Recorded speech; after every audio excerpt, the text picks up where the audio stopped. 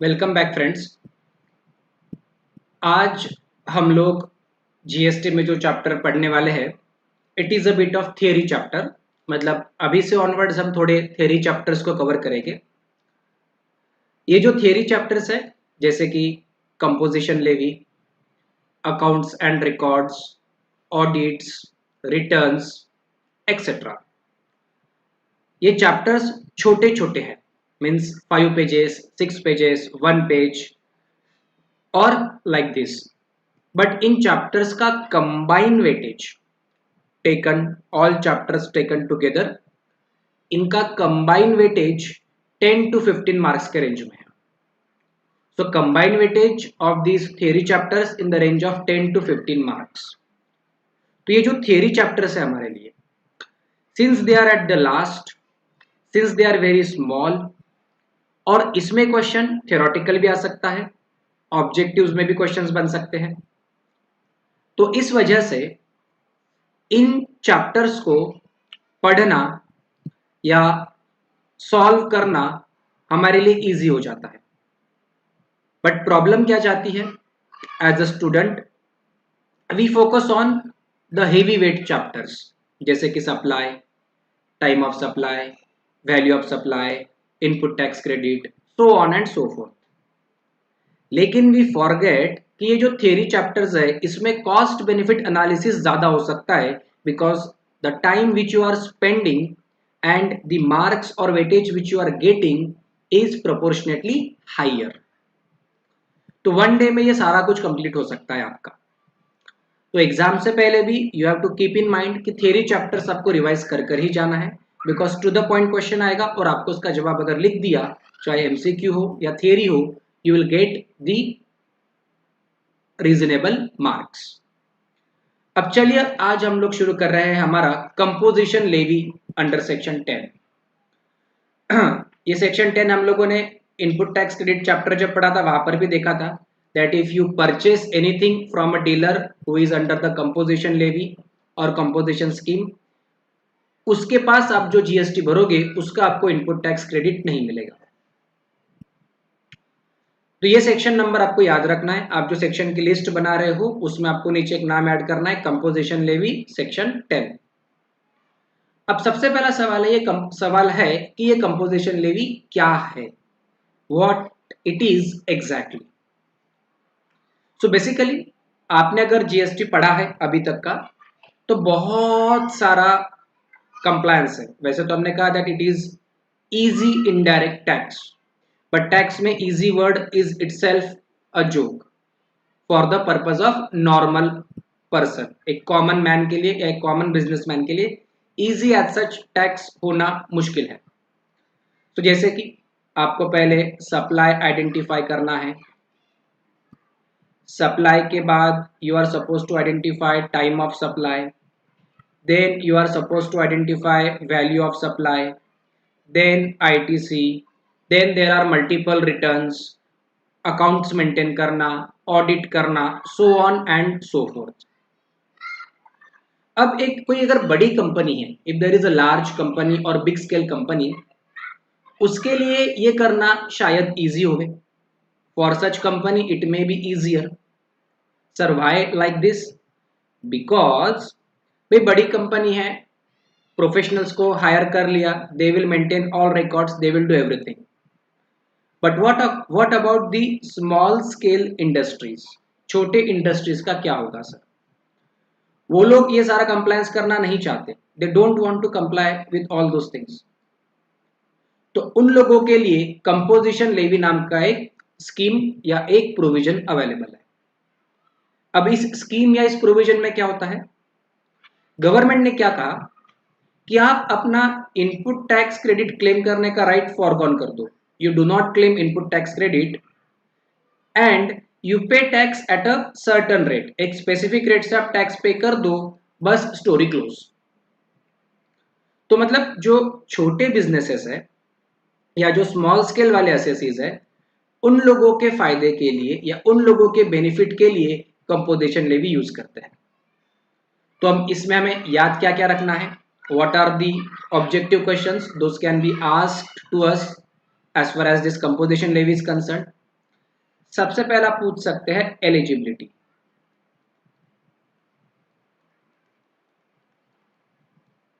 Number 1 that who are eligible to claim composition levy. तो मुझे eligibility की क्या क्या कंडीशंस है, क्या क्या क्राइटेरियाज है, क्या क्या सिचुएशंस है, वो पता होगा। Number 2 they can ask who are not eligible. कौन लोग हैं जो कंपोजिशन में एलिजिबल है ही नहीं। तो सर हम एलिजिबिलिटी पढ़ेंगे तो नॉट एलिजिबल तो वैसे ही समझ लेंगे, यस ट्रू, बट हमें उसका स्पेसिफिक अलग तरीके से भी पता होना चाहिए। तीसरा आपको पूछ सकते हैं that what are the conditions of composition levy, कि अगर आप कंपोजिशन में जाते हो तो आपको क्या क्या कंडीशंस है। चौथा we can classify miscellaneous. Miscellaneous में क्या क्या पूछ सकते हैं, कंपोजिशन लेवी में जाने के बेनिफिट्स क्या है, what are advantages, what are disadvantages, should you go into the composition levy or you should not go into the composition levy, so on and so forth. So let us try to study this particular composition levy. Theory chapter है तो थोड़ा सा आपको theoretical framework भी ready करना पड़ेगा। Let's try to understand the term composition levy. ठीक है, हम कंपोजिशन लेवी को समझने की कोशिश करते हैं। तो कंपोजिशन लेवी क्या है? सबसे पहले it is an option for specified category of small taxpayers to pay GST at a very low rate based on the turnover। तो मतलब यहां से अगर मैं इतना ये एक स्टेटमेंट भी देखूं तो I can reach to a conclusion that this composition scheme is optional. ठीक है, मतलब अगर मैं चाहूं तो इसे फॉलो कर सकता हूं, चाहो तो इसे रिजेक्ट कर सकता हूं। It is not mandatory to follow composition levy, right, and it is for whom, it is for a small scale dealer. और अगर मैं कंपोजिशन लेवी में आया तो what I will pay GST at low rate और reduced rate on turnover. तो जितना भी पर्टिकुलर क्वार्टर का टर्नओवर है, I am repeating the word quarter का टर्नओवर, यानी कि अप्रैल मई जून एक क्वार्टर, जून जुलाई अगस्त दूसरा, तो 3 महीने का जो क्वार्टर होता है, जितना भी आपके क्वार्टर का टर्नओवर है उस टर्नओवर को मल्टीप्लाई करो जीएसटी रेट से एंड स्टोरी क्लोज आपकी। Okay, so you this scheme is optional scheme, first point, and you are suppose to pay GST at the low rate based on the turnover. Sir what are the advantages of this composition scheme then? Low rate of tax रहेगा हमारे लिए simple procedure रहेगी, हमारे लिए tax calculation simple रहेंगे, और जो हमारे रिटर्न भरने के फॉर्मेट्स है वो भी सिंपल, वो भी क्या है, सिंपल है। तो अगर आपको शॉर्ट नोट पूछा ऑन कंपोजिशन लेवी तो you can start from this point that composition levy is provided और इज गिवन अंडर सेक्शन 10, और इसमें ये एक ऑप्शनल स्कीम है स्मॉल टैक्स पेयर्स के लिए। जीएसटी वेरी लो रेट से भरना है on based on the turnover. फिर उसके अगर एडवांटेजेस पूछे तो these are few advantages of composition levy, मतलब अगर आप कंपोजिशन स्कीम में आते हो तो ये कुछ छोटे मोटे एडवांटेजेस है। अब प्रोसीजर क्या है sir, how I can opt for a composition levy?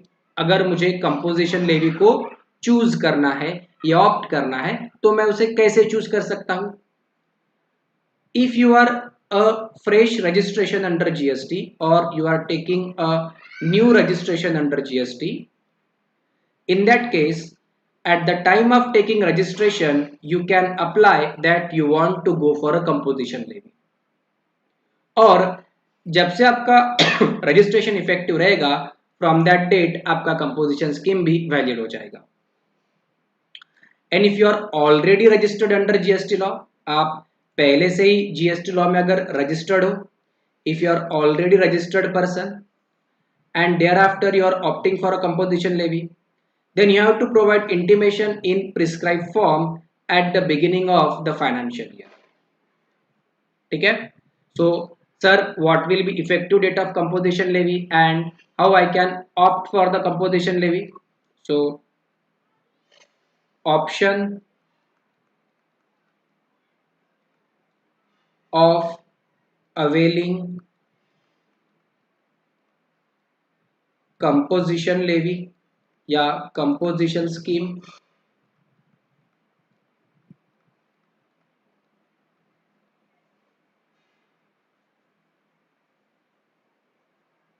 या ऑप्शन कब अवेलेबल है?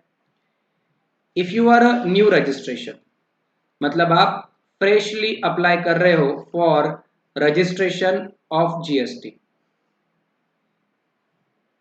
then you have to apply for composition levy at the time of registration.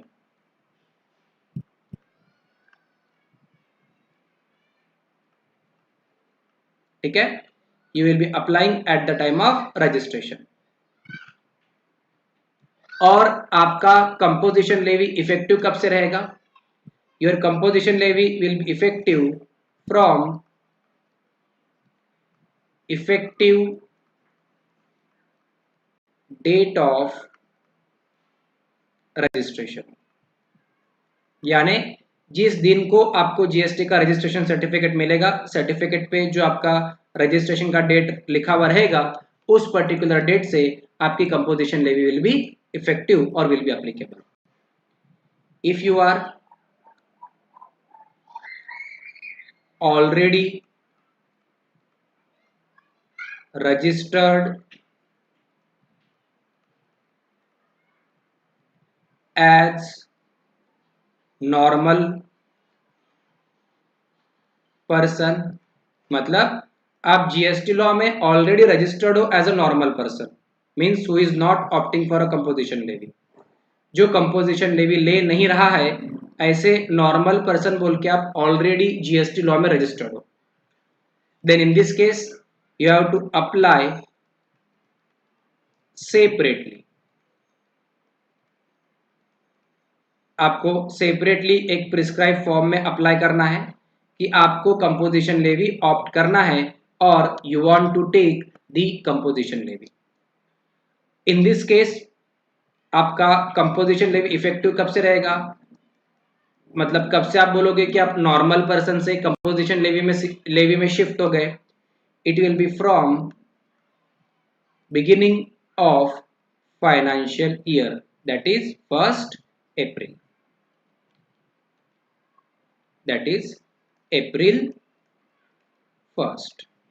तो इन दैट केस आपका composition levy will be beginning from April 1st. जो भी words, जो भी statements हम कह रहे हैं, इन स्टेटमेंट्स के ऊपर या इन वर्ड्स को पिक कर कर क्वेश्चन बन सकता है, चाहे थियरी बोलिए या ऑब्जेक्टिव बोलिए. चलिए आगे देखते हैं. अब टर्नओवर की लिमिट क्या है for opting for the composition scheme? अगर आपको कंपोजिशन स्कीम को ऑप्ट करना है, if you want to opt for the composition scheme, then what is the turnover limit for the composition scheme? तो for special category states except Assam, Himachal Pradesh and Jammu and Kashmir, यानी आसाम, हिमाचल प्रदेश और Jammu and Kashmir को अगर छोड़ देवे तो आपके लिए लिमिट है ₹75 लाख. कितनी लिमिट है? ₹75 लाख. मतलब अगर आपका turnover is up to ₹75 lakhs, you can opt for the composition levy or composition scheme. और for remaining states your turnover limit is ₹1.5 crores. मतलब अगर आपका टर्नओवर 1.5 करोड़ तक के अगर आप रिमेनिंग स्टेट्स में हो तो आप कंपोजिशन लेवी को ऑप्ट कर सकते हो या फिर चूज कर सकते हो. स्पेशल कैटेगरी स्टेट्स अगर आपको पता नहीं है या याद नहीं है तो मैंने यहाँ पर लिख के दिए हैं. तो इन स्पेशल कैटेगरी स्टेट्स में किस किस को छोड़ने का है? आसाम को छोड़ना है, हिमाचल प्रदेश को छोड़ना है एंड जम्मू एंड कश्मीर को छोड़ना है. मतलब turnover limit for composition scheme कितनी है? तो हम कहेंगे टर्नओवर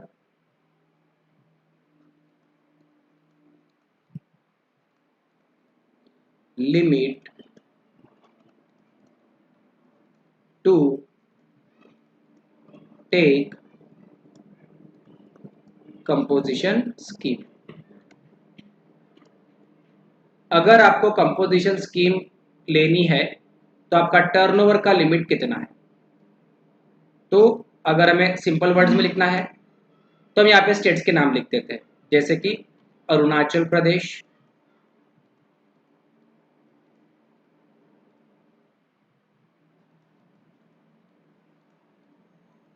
ठीक है, कॉमा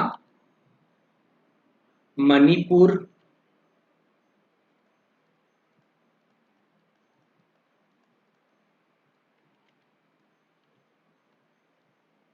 कॉमा, तो अरुणाचल प्रदेश हो गया हमारा, मणिपुर हो गया हमारा, मेघालय,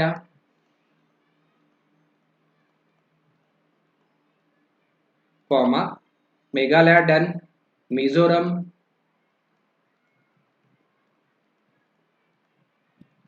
कॉमा, नागालैंड,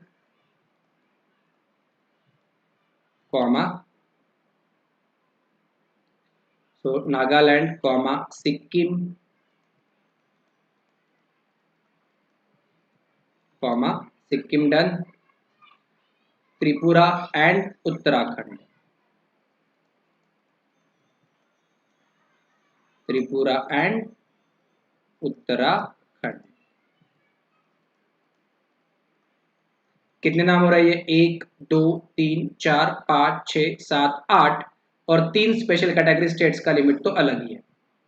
तो अगर आपका बिजनेस इन पर्टिकुलर स्टेट्स में है, if your business is in these particular states, तो your turnover limit is ₹75 lakhs। मतलब अगर आपका टर्नओवर 75 लाख रुपीस तक के रहेगा इन पर्टिकुलर स्टेट्स में बिजनेस करने के लिए, तो आप कंपोजिशन स्कीम को ऑप्ट कर सकते हो या ले सकते हो। अगर आपका टर्नओवर 75 लाख को क्रॉस कर गया तो आप कंपोजिशन स्कीम को ले नहीं सकते, आप उसके लिए एलिजिबल नहीं हो। If you are in any other state, मतलब ये ऊपर जो नाम लिखे हैं इनके अलावा अगर आप किसी दूसरे स्टेट में हो, तो आपके लिए टर्नओवर की लिमिट कितनी है? 1.5 करोड़। तो आपका टर्नओवर की लिमिट इज 1.5 करोड़।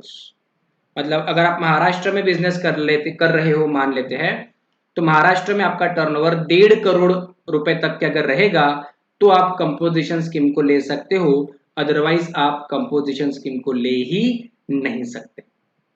अगर आपका टर्नओवर 1.5 करोड़ या उससे नीचे है तो आप ले सकते हो, उससे ज्यादा है तो आप कंपोजिशन स्कीम को ले नहीं सकते। Means upper limit of turnover in the state of Arunachal Pradesh, Manipur, Meghalaya, Mizoram, Nagaland, Sikkim, Tripura and Uttarakhand is ₹75 lakhs and in any other category state it is ₹1.5 crores। ये भी आपको ध्यान में रखना है। आगे, अब हमने हर जगह पे टर्नओवर ये वर्ड यूज किया है। तो what is to be included in the aggregate turnover? तो आपके एग्रीगेट टर्नओवर में क्या क्या आएगा? आपका वैल्यू ऑफ एक्सपोर्टेड गुड्स, यानी जो भी आप एक्सपोर्ट करोगे गुड्स और सर्विसेज को, वो इंक्लूड होगा। आपका एग्जेम्प्टेड सप्लाई ऑफ गुड्स और सर्विसेज, ये भी इंक्लूड होगा। ठीक है, तो टर्नओवर में क्या क्या आएगा? Your value of exported goods और सर्विसेज, अगर आप कोई एग्जेम्प्टेड सप्लाई कर रहे हो वो भी इंक्लूड होगा। ठीक है, अगर आप इंटरस्टेट सप्लाई कर रहे हो between distinct persons having same PAN, वो भी इंक्लूड होगा। And supply on own account and on behalf of principal भी इंक्लूड होगा। सो एग्रीगेट टर्नओवर का मतलब क्या है in this particular case या in this particular situation? So your turnover or your aggregate turnover,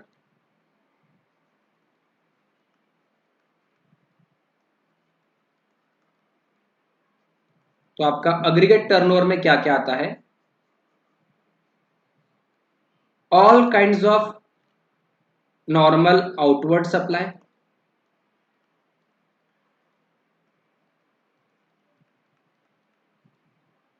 plus all kinds of your exempt supply, चाहे वो exempt रहे या taxable रहे, plus any kind of export, right, plus interstate और intrastate supply, वो कैसा भी रहे, प्लस चाहे आप प्रिंसिपल या एजेंट के रिलेशनशिप में क्यों नहीं हो, सब कुछ ऐड होगा। ठीक है, बट यहां पर एक दूसरा वर्ड है जिसके लिए मैं ये सब कुछ आपको बताने की कोशिश कर रहा हूं, दैट वर्ड इज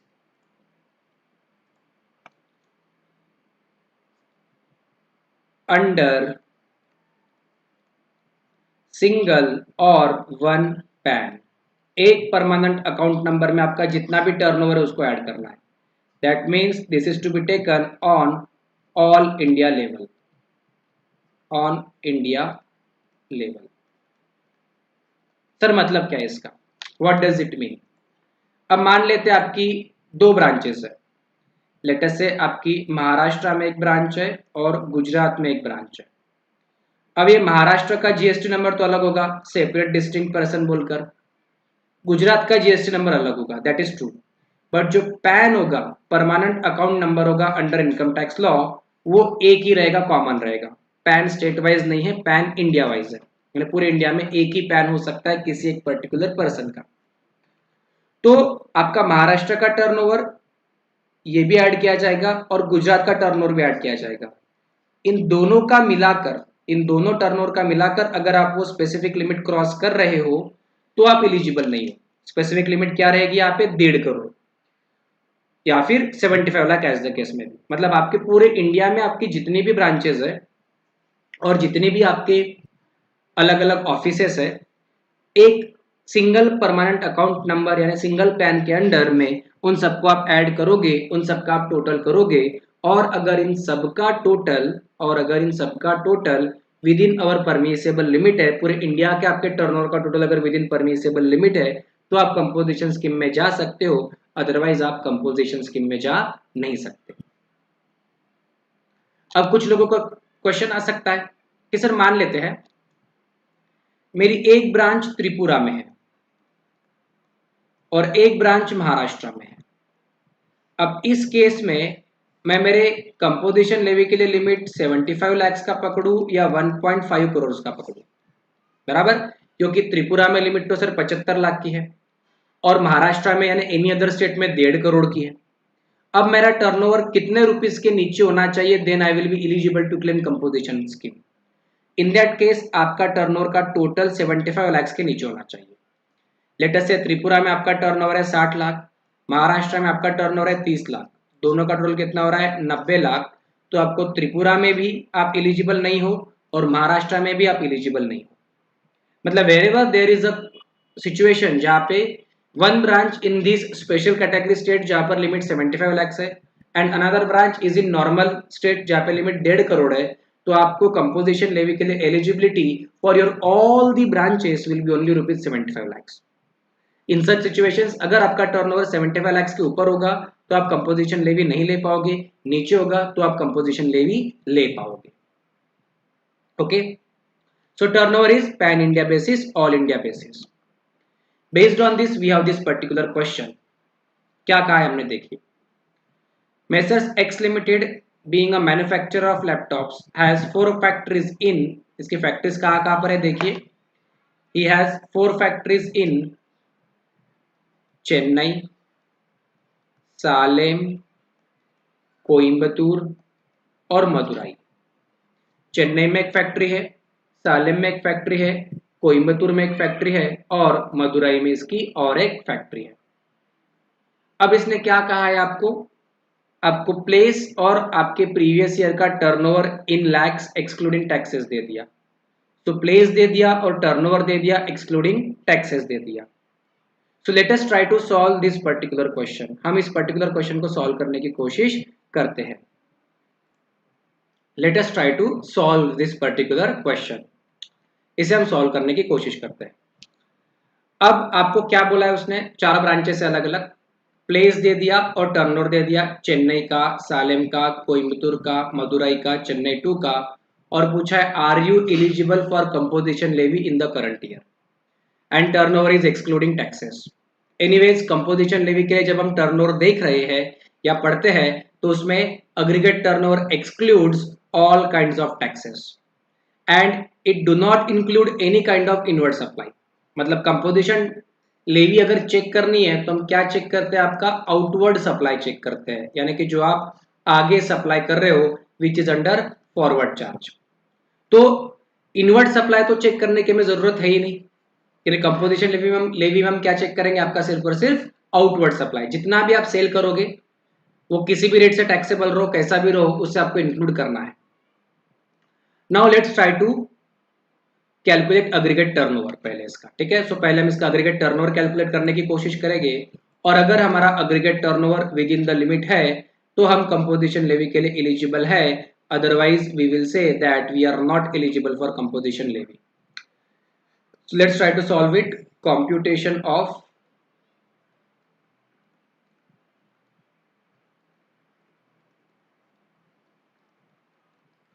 aggregate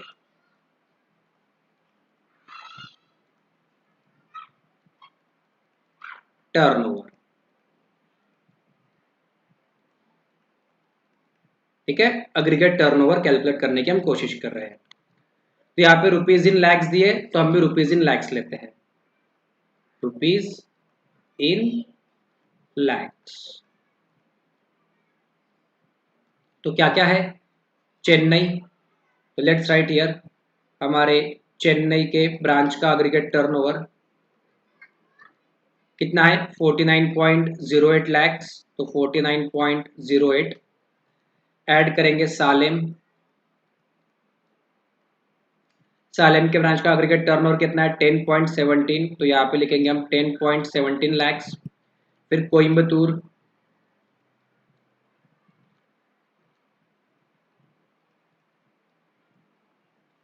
आपके कोयम्बतूर के ब्रांच का है 6.78, तो यहाँ पर लिखिए 6.78 lakhs. Then what you have Madurai,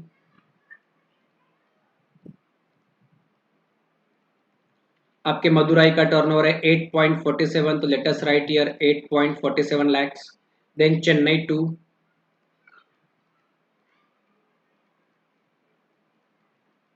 Chennai 2 का अग्रीगेट टर्नओवर है 20, तो आपका अग्रीगेट टर्नओवर कितना हो रहा है टोटल, देखिए let's check, 49.08 plus 10.17 plus 6.78 plus 8.47 plus 20, it is 94.5 lakhs.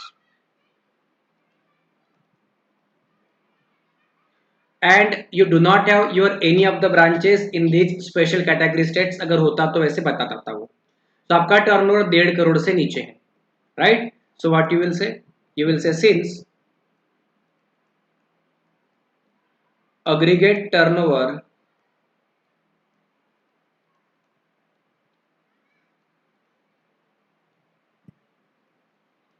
is below rupees 1.5 crores, क्या नाम है इस पर्टिकुलर एसएससी का, x limited, messrs X limited is eligible for composition levy।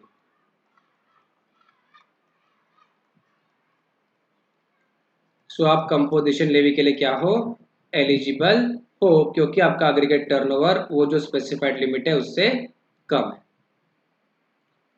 इतना छोटा सा सॉल्व करने के आपको मिलेंगे 5 मार्क्स और 4 मार्क्स, बट जनरली 5 मार्क के लिए पूछते हैं ऐसा सवाल, तो we should be aware with this. What is more important here is this definition of term aggregate turnover, आप इससे अवेयर होने चाहिए।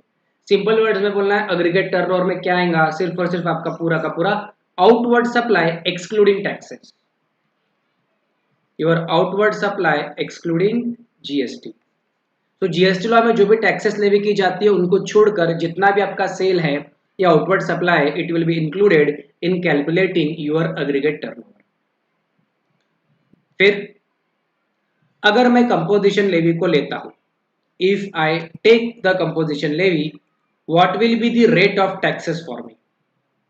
कंपोजिशन लेवी अगर हम लेते हैं तो हमारे लिए जीएसटी का रेट कितना लगेगा।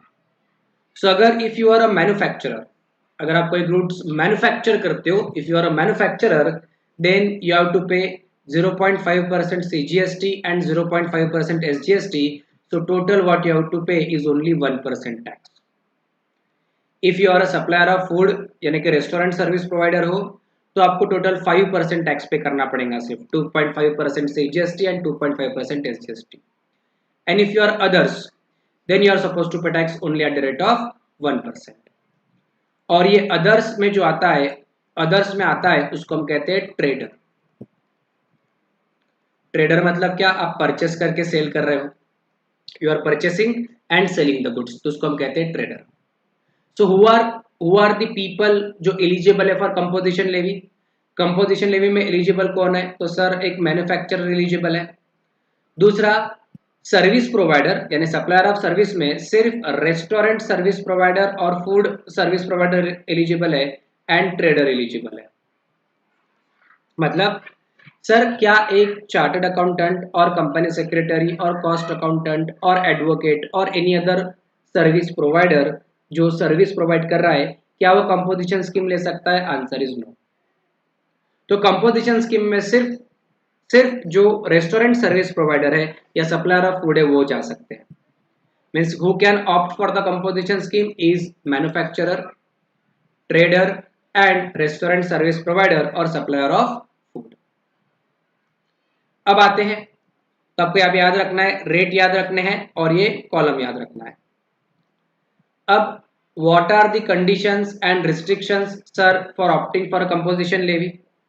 अगर मैं कंपोजिशन लेवी में जाना चाहता हूं तो कंपोजिशन लेवी में जाने के लिए मुझे क्या क्या कंडीशंस फॉलो करनी पड़ेगी?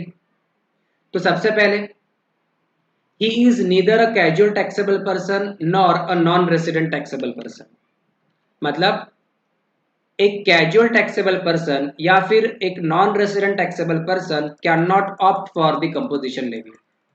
यानी कि अगर आप कैजुअल टैक्सेबल पर्सन हो या नॉन रेसिडेंट टैक्सेबल पर्सन हो तो आप कंपोजिशन लेवी ले नहीं सकते। ठीक है, सो ये एक हुआ।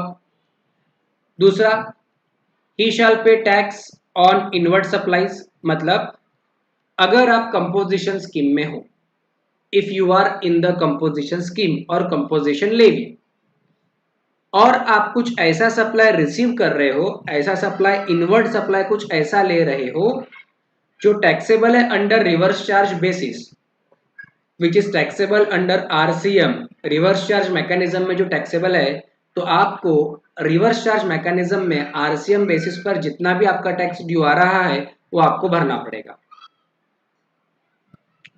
ही should not be engaged in the manufacture of notified goods. ये हम आगे पढ़ेंगे कि there are certain notified goods, अगर आप उनका मैन्युफैक्चर करते हो तो आप कंपोजिशन लेवी ले नहीं सकते। And if you are taking a composition levy, you shall mention the word composition taxable person not eligible to collect tax on the bill of supply issued by you। यहाँ पे word use किया है bill of supply. तो आपको ध्यान रखना है कि कंपोजिशन लेवी वाला पर्सन टैक्स इनवॉइस इशू नहीं कर सकता। अगर आप कंपोजिशन लेवी में हो तो आपको टैक्स इनवॉइस के जगह पर क्या इशू करना पड़ेगा? Bill of supply. ठीक है, and he shall mention the word composition taxable person at prominent place at his place of business। तो जहां पर भी आपका बिजनेस का प्लेस है वहां पर आप composition taxable person specifically mention करोगे। ठीक है, तो अगर आप कंपोजिशन लेवी में जाते हो, so if you are going for a composition levy, what are the certain key things और की पैरामीटर्स जो आपको ध्यान में रखने हैं? पहला, first, your turnover should not exceed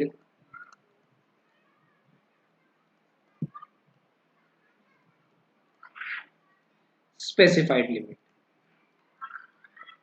यानी जो 1.5 करोड़ और 75 लाख का जो लिमिट बताया है, आपका टर्नओवर उस लिमिट से ज्यादा नहीं होना चाहिए। दूसरा, एक कैजुअल टैक्सेबल पर्सन यानी कि CTP and non resident taxable person are not eligible for composition levy और कंपोजिशन स्कीम। तीसरा, composition dealer can not issue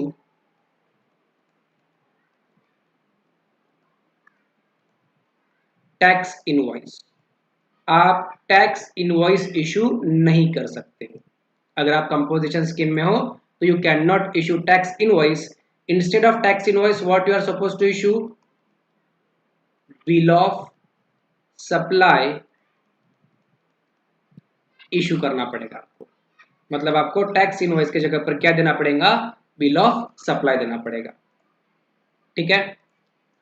तीसरा, indicate that you are in composition levy, और आप कंपोजिशन डीलर हो, ये आपको इंडिकेट करना पड़ेगा दो जगह पर, in your bill of supply and at your place of business.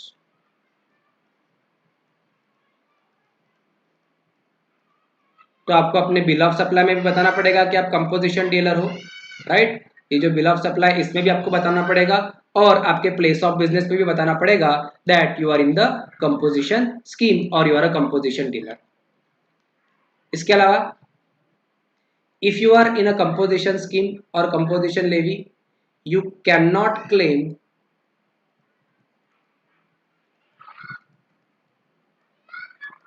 or avail, you cannot claim or avail input tax credit। यानी कि आप आईटीसी क्लेम नहीं कर सकते या अवेल नहीं कर सकते। आपको डायरेक्टली अपना टर्नओवर का जो 1% है, 5% है, एज द केस में भी जितना भी परसेंट का आपको रेट मिल रहा है कंपोजिशन लेवी में, उतना मल्टीप्लाई करके, मान लेते हैं आपका टर्नओवर है 50 लाख, तो 50 लाख मल्टीप्लाइड बाय 5%, आप डायरेक्टली जीएसटी भर दो गवर्नमेंट को। आप इनपुट टैक्स क्रेडिट क्लेम नहीं कर सकते। ओके। कुछ और चीजें कंपोजिशन लेवी में जो हमें यहाँ पे नोट करनी है, जैसे कि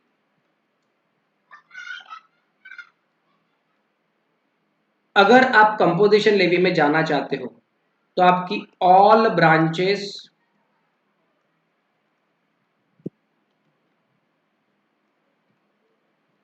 will be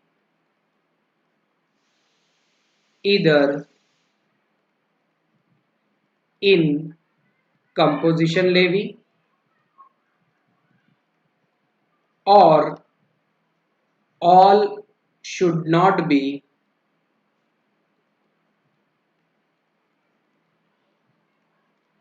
in composition levy। मतलब अगर होगी तो आपकी सारी ब्रांचेस कंपोजिशन लेवी में होगी, या फिर आपकी कोई भी ब्रांच कंपोजिशन लेवी में नहीं होगी। मतलब मान लेते हैं आपकी एक ब्रांच मुंबई में, एक नागपुर में है, तो आप चाहो, अगर आपको चाहिए तो आपकी मुंबई की ब्रांच भी कंपोजिशन में होनी चाहिए, नागपुर की भी कंपोजिशन में होनी चाहिए। आप ये नहीं बोल सकते कि मेरी मुंबई की ब्रांच को मैं कंपोजिशन में रखना नहीं चाहता और नागपुर के ब्रांच को मैं कंपोजिशन में रखना चाहता हूँ। It is not allowed. either your all branches will be under composition levy or your none of the branch will be under composition levy। या तो आपकी सारी ब्रांचेस कंपोजिशन लेवी में होगी या फिर आपकी कोई भी ब्रांच कंपोजिशन लेवी में नहीं होगी। Having discussed till this point, अब हम क्या करेंगे, जो भी बुलेट पॉइंट्स है, already we are studying in the bullet points, अब मैं उन बुलेट पॉइंट्स को एक्सप्लेन करते हुए चलूंगा। Means now I am not going to write the all the bullet pointers again and again, सिर्फ हम उसको एक बार रीड करेंगे, एक्सप्लेन करेंगे। आप चाहो तो उसे अगेन बार बार रीड कर कर याद कर सकते हो, या नोट करना है तो नोट भी कर सकते हो। हम लोग डायरेक्टली अब बुलेट पॉइंट्स पर फोकस करेंगे। तो आगे बढ़े उससे पहले let's try to solve this question. क्या कहा है question? Question number 2, what does this question says to us? Messrs Powell Limited, being a trader of laptop, has 2 units in Chennai and in Mumbai। तो Paul ये एक laptop का trader है, इसके 2 units हैं, एक चेन्नई में है और एक मुंबई में है। तो प्लेस दे दिया चेन्नई, मुंबई, एक महाराष्ट्र में और एक महाराष्ट्र के बाहर है, और प्रीवियस ईयर का या प्रीसीडिंग ईयर का टर्नओवर दे दिया which is excluding taxes. Anyways हमें टर्नओवर एक्सक्लूडिंग टैक्सेस ही चाहिए। चेन्नई का टर्नओवर है 52 लाख और मुंबई का टर्नओवर है 12 लाख। और आपको पूछा है you are required to answer following, आपको नीचे दी गई चीजों का आंसर करना है। पहला, A, is messrs Paul limited eligible for composition levy in the current year? क्या आप करंट ईयर में कंपोजिशन लेवी में एलिजिबल हो? यस और नो। दूसरा, if so can messrs Paul limited opt for composition scheme for Chennai location and normal scheme for Mumbai location? क्या आप ऐसा कर सकते हो कि चेन्नई में आप कंपोजिशन स्कीम लेना चाहते हो और मुंबई में आप ये बोलना चाहते हो कि आप नॉर्मल स्कीम में रहोगे? Need to give separate intimation for opting composition scheme in each state? क्या आपको मुंबई यानी महाराष्ट्र स्टेट में अलग इंटीमेशन देना पड़ेगा, या चेन्नई जो भी स्टेट में आ रहा है, से तमिलनाडु में आ रहा है तो तमिलनाडु में आपको अलग इंटीमेशन देना पड़ेगा? यस और नो आपको बताना है। तो पहले at first instance we will try to answer this A part कि क्या ये पॉल लिमिटेड कंपोजिशन लेवी के लिए या कंपोजिशन स्कीम के लिए एलिजिबल है, यस और no. First we will try to answer whether this Paul Limited is eligible for composition scheme, yes और नो। तो इसके लिए हमें पॉल लिमिटेड का टर्नओवर चाहिए। इसका टर्नओवर कितना है total? 52 plus 12 it is only 64 lakhs. So since your turnover is below the specified limit, you are eligible for composition scheme. तो हमारा पॉल लिमिटेड कंपोजिशन स्कीम में एलिजिबल तो है। अब बी वाले पे आते हैं। बी में क्या बोला है? क्या ऐसा हो सकता है क्या कि आपकी एक ब्रांच कंपोजिशन में है और दूसरी ब्रांच कंपोजिशन में नहीं है? ऐसा हो नहीं सकता। हमने पहले ही कहा either your all branches will be under composition scheme or your none of the branch will be under composition scheme. तो आप ऐसा नहीं कर सकते कि चेन्नई को कंपोजिशन स्कीम ले रहे हो और मुंबई को कंपोजिशन स्कीम नहीं ले रहे हो, ऐसा आप कर नहीं सकते। It is not allowed. तीसरा, need to give separate intimation for opting composition scheme in each state? क्या आपको मुंबई वाले स्टेट में अलग बताना पड़ेगा आपको कंपोजिशन स्कीम लेनी है और चेन्नई वाले स्टेट में आपको अलग बताना पड़ेगा कंपोजिशन स्कीम लेनी है? क्या आपको ऐसा करने की जरूरत है? Answer is no, because whatever we are doing on permanent account number basis, PAN basis. तो जैसे ही आप किसी एक पैन को क्लिक करोगे या किसी एक ब्रांच को बोलोगे मुझे कंपोजिशन स्कीम में जाना है, तो गवर्नमेंट के डेटाबेस में इस परमानेंट अकाउंट नंबर के साथ में जितनी भी ब्रांचेस अलॉटेड है वो सारी ब्रांचेस ऑटोमेटिकली वो कंपोजिशन स्कीम में आ जाएगी। सो आपको अलग अलग स्टेट में सेपरेट इंटीमेशन देने की जरूरत नहीं है। तो इस पर्टिकुलर क्वेश्चन का आंसर क्या होगा? पहला हम कहेंगे कि yes, since the turnover is below specified limit, Paul Limited is eligible for composition scheme. 2 mark का क्वेश्चन, क्वेश्चन ए। क्वेश्चन बी 2 मार्क का, हम उसमें लिखेंगे that either your all branches will be under composition scheme or none of the branch will be under composition scheme. Therefore Messrs Paul Limited cannot opt, ये opt नहीं कर सकता to take Chennai location under composition scheme and Mumbai location under normal scheme, ये ले नहीं सकते, ऐसा हो नहीं सकता। फर्दर सी का जवाब लिखेंगे हम, there is no need to give separate intimation because it is linked to your permanent account number, आपके पैन के साथ में linked है और attached है। 2 marks for A, 2 marks for B and 2 marks for C, ऐसे 6 मार्क का question है जिसमें 6 में से 6 मिल सकते हैं, या फिर A करेक्ट है तो A के मार्क्स मिलेंगे, B करेक्ट है तो B के मार्क्स मिलेंगे, C करेक्ट है तो C के भी मार्क्स मिलेंगे। Means A B C all 3 are correct, तीनों के मार्क्स मिलेंगे। सिर्फ A एंड B करेक्ट है तो सिर्फ A एंड B के मार्क्स मिलेंगे। ओके, तो लेट अस सी ए का जवाब। ए में हम क्या कहेंगे?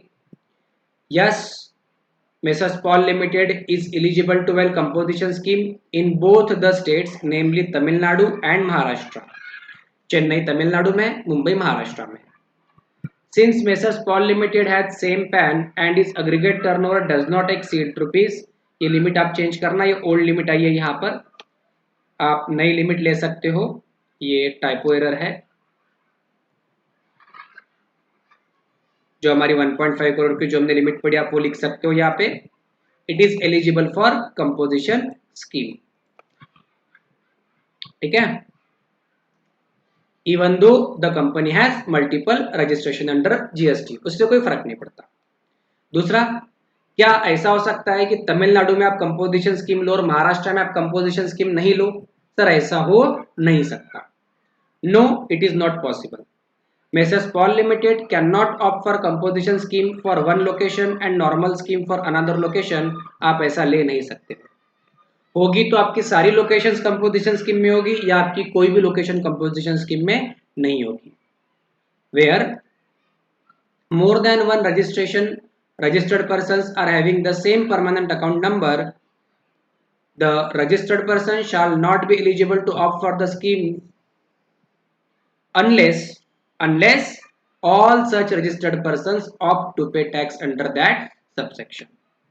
होगा तो सारी ब्रांचेस कंपोजिशन में होगी या तो कोई भी ब्रांच कोई भी नंबर कंपोजिशन स्कीम में नहीं होगा।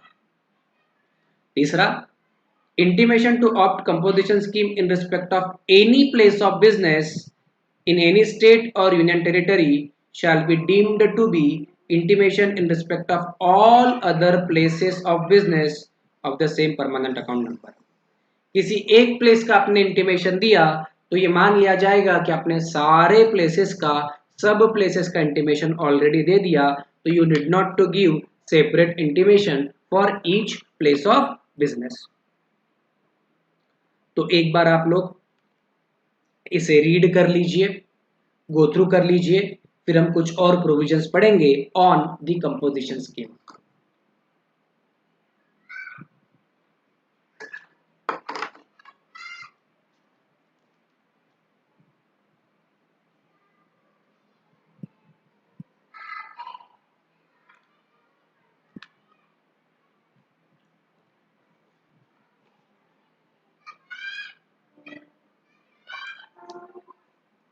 होपफुली आपने रीड किया है।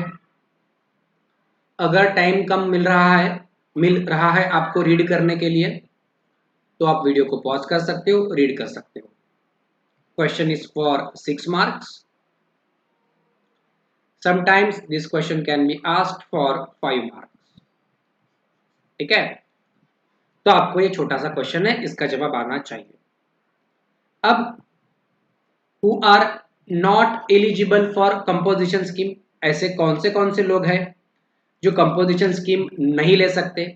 Who are not eligible, we are studying who are not eligible for composition scheme.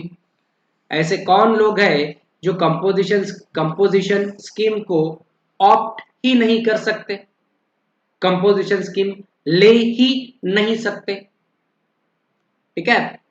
तो who are the people who are not eligible for composition scheme? ऐसे कौन से लोग हैं जो कंपोजिशन स्कीम को नहीं ले सकते? तो पहला, supplier of service other than restaurant service. मतलब अगर आप सप्लायर ऑफ सर्विसेज हो तो आप कंपोजिशन स्कीम ले नहीं सकते।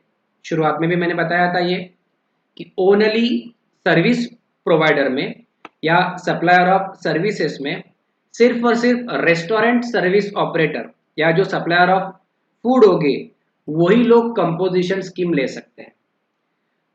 अ supplier of service other than restaurant service provider और supplier can not claim composition levy, और वो कंपोजिशन स्कीम का बेनिफिट ले नहीं सकते।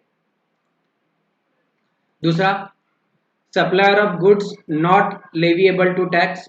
अगर आप ऐसे गुड्स का सप्लाई कर रहे हो जिसके ऊपर जीएसटी या टैक्स ही चार्ज नहीं किया जा सकता है या नहीं किया जाता है, तो आपको टैक्स ही पे नहीं करना है, तो क्या तो कंपोजिशन स्कीम की जरूरत और क्या तो नॉर्मल स्कीम की जरूरत।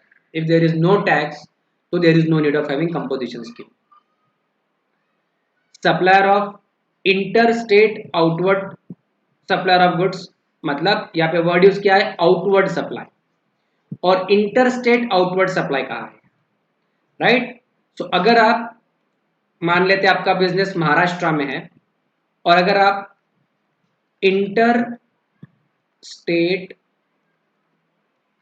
आउटवर्ड सप्लाई कर रहे हो तो आप कंपोजिशन लेवी या कंपोजिशन स्कीम को ऑप्ट नहीं कर सकते।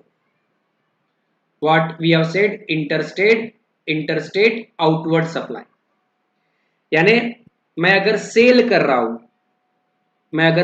रहा हूं आउटसाइड द स्टेट, मैं कंपोजिशन लेवी ले नहीं सकता। I can sell only within the state. अगर मेरा बिजनेस महाराष्ट्र में है तो मैं सिर्फ और सिर्फ महाराष्ट्र में ही सेल या आउटवर्ड सप्लाई कर सकता हूं if I want to opt for composition scheme. अगर मेरा बिजनेस महाराष्ट्र में है और मेरा सेल महाराष्ट्र के बाहर हो रहा है तो मैं फंडामेंटली कंपोजिशन स्कीम के लिए एलिजिबल ही नहीं हूं। फॉरगेट अबाउट माय टर्नओवर और my amount of sales. So a composition dealer has to ensure that his outward supply is within the state or it is only intra-state. आप state के बाहर से परचेस तो कर सकते हो। Inward supplies are allowed. You can purchase from a place outside the state but you have to sell within the state. अगर आपको कंपोजिशन स्कीम लेनी है या अवेल करनी है। ऐसा एक आधा क्वेश्चन आ सकता है जहां पे आपका turnover is below the limit. मान लेते आपका turnover is only ₹60 lakh, 60 lakh का ही आपका टर्नओवर है, लेकिन आपका कोई एक ट्रांजैक्शन इंटर स्टेट है। मतलब मान लेते आप महाराष्ट्र में बिजनेस कर रहे हो, आपका overall turnover is only ₹60 lakh, लेकिन कुछ ऐसा सेल है जो आपने महाराष्ट्र के बाहर किया, तो आप कंपोजिशन स्कीम ले नहीं सकते। आप क्या बोलोगे? Since there is interstate outward supply या इंटरस्टेट सेल हुआ है, आप कंपोजिशन स्कीम के लिए एलिजिबल ही नहीं हो। Forget about your turnover. Then person supplying goods through an electronic commerce operator. अगर आप ई कॉमर्स ऑपरेटर हो तो आप कंपोजिशन स्कीम ले नहीं सकते हो। Now I don't think so there is a need to explain meaning of e commerce operator. अगर आप ई कॉमर्स ऑपरेटर हो, जो आपको पता है आप भी इलेक्ट्रॉनिकली गुड्स वगैरह परचेस करते हो, आप कंपोजिशन स्कीम में जा नहीं सकते हो। Plus manufacturer of ice cream, pan masala and tobacco are not eligible to claim composition levy. अगर आप आइसक्रीम, पान मसाला या टोबैको मैन्युफैक्चरर हो तो भी आप कंपोजिशन स्कीम ले नहीं सकते। Getting this point? तो हु आर द पीपल जो कंपोजिशन स्कीम ले नहीं सकते? तो सर एक supplier of services composition scheme ले नहीं सकता। लेकिन सर रेस्टोरेंट सर्विस अगर सप्लायर हो आप तो आप कंपोजिशन स्कीम ले सकते हो। आप ऐसे गुड सप्लाई कर रहे हो, those are not leviable to tax, you can not go for the composition scheme. अगर आप इंटर स्टेट आउटवर्ड सप्लाई कर रहे हो, आप कंपोजिशन स्कीम ले नहीं सकते। अगर आप इलेक्ट्रॉनिक कॉमर्स ऑपरेटर हो, आप कंपोजिशन स्कीम ले नहीं सकते हो। अगर आप ice cream, pan masala and tobacco manufacturer हो, आप कंपोजिशन स्कीम ले नहीं सकते। Okay, so hopefully it is clear to you. ठीक है, इजी वाला टर्म था ये। अब आगे हम लोग क्या पढ़ने वाले हैं? What we are going to study further, let's try to understand this. अब मान लेते कोई ऐसी एक सिचुएशन है, लेट अस से आप लोग सेल कर रहे हो, you are in the business of sale. तो मान लेते आप लोग इलेक्ट्रॉनिक आइटम्स को सेल कर रहे हो, so you are trader in electronics.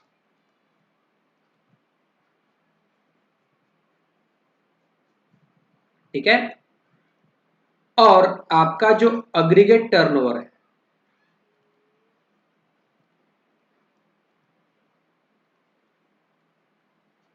your aggregate turnover is, let us say, ₹80 lakhs। आपका aggregate turnover कितना है? 80 lakhs। so 80 lakhs को भी मैं कम करता हूं, let us say your aggregate turnover is only ₹60 lakhs। 60 lakh का आपका aggregate turnover है। लेकिन ये 60 लाख का ब्रेकअप कुछ इस तरीके से है, आपका सेल्स का जो रेवेन्यू है, जो आपने सेल किया, what ever you have sold, तो your breakup of this 60 lakh is as under, your revenue from sale is मान लेते हैं रुपीज 58 लाख।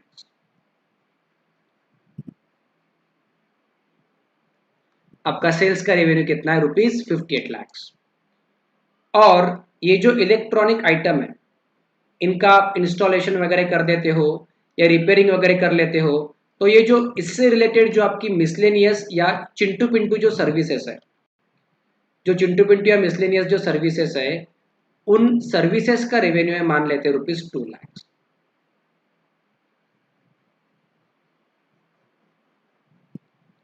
अब क्या होगा? अब अगर मैं इस चीज को देखूं, तो what we reach to a conclusion कि सर वैसे तो in general my turnover is below specified limit, based on the turnover I am eligible for composition levy. Based on the turnover जो कि सिर्फ 60 लाख का है, मैं कंपोजिशन लेवी के लिए एलिजिबल हूं। लेकिन सर ये मैंने छोटी सी 2 लाख रुपए की सर्विस प्रोवाइड कर दिया, इसके वजह से आप मुझे बोल रहे हो कि मैं कंपोजिशन स्कीम में जा नहीं सकता, बिकॉज आप नहीं कहा है सर कि supplier of service other than restaurant ये लोग कंपोजिशन स्कीम में जा नहीं सकते। तो मैं तो यहाँ पे रिपेयरिंग और मेंटेनेंस और इंस्टॉलेशन जैसी सर्विसेज प्रोवाइड कर रहा हूँ, तो आपके हिसाब से तो मैं कंपोजिशन स्कीम के लिए एलिजिबल ही नहीं हूँ। आई am not eligible for composition scheme और कंपोजिशन लेवी। अब मैं क्या करूं सर? 2 लाख रुपए के लिए मेरा नुकसान हो गया सर। अब मुझे पूरा time of supply, input tax credit, supply सबका कंप्लायंस करना पड़ेगा, रिटर्न्स भरने पड़ेंगे, मेरे लिए तो वाट लग जाएंगे सर। और कंपोजिशन लेवी पे सर मैं रिड्यूस रेट ऑफ टैक्स पे करूंगा, उसका मुझे फायदा भी नहीं मिलेगा सर। ये तो गलत हुआ मेरे साथ। तो ऐसे चीजों को डील करने के लिए we have a separate provision which is written over here.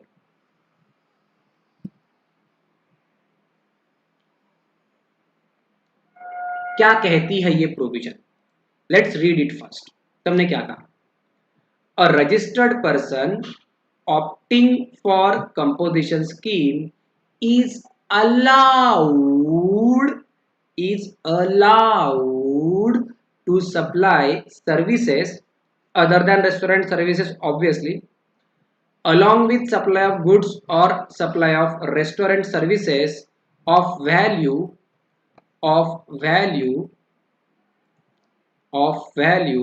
not exceeding 10% of the turnover in the preceding financial year, or rupees 5 lakh, whichever is higher, whichever is higher। मतलब मैं कंपोजिशन स्कीम के साथ, जैसे कि हमारी ये case है, मैं कंपोजिशन स्कीम के साथ, तो इस केस में हम क्या कहेंगे? What we will say? We will से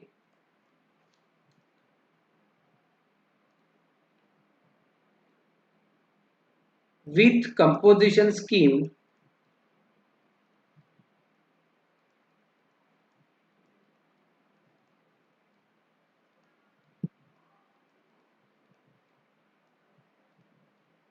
supply of सर्विसेज में कौन सी services? Other than restaurant services, बराबर है, क्योंकि रेस्टोरेंट सर्विस तो एनीवेज कंपोजिशन लेवी के लिए एलिजिबल है। So services other than restaurant service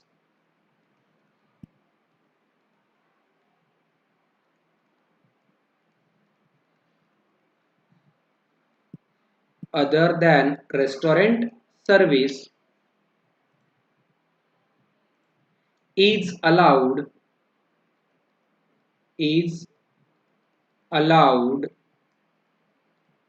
up to higher of these two limits। यहाँ पे देखिए हायर वर्ड दिया है, ठीक है, up to higher of below, ठीक है, जिसमें ए क्या है, 10% of the turnover in preceding financial year, ठीक है। सो मान लेते हैं यहाँ पे कहा, यहाँ पे आपको और एक डेटा दिया, इसके साथ में और एक डेटा दिया that turnover in preceding financial year latest से वो आपको बोला गया इज ₹58 लाख, ये भी आपको एक डेटा दे दिया गया है, ठीक है। सो ए हम लेंगे, in uh we will take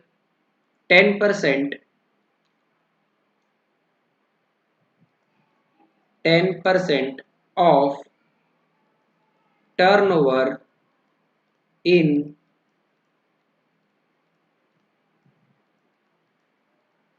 preceding financial year. तो प्रीसीडिंग फाइनेंशियल ईयर में आपका टर्नओवर कितना था, सिर्फ 58 लाख था, तो 58 लाख का 10%, राइट। तो let us take 58 lakh into 10%, जो कि कितना आएगा, 5,80,000,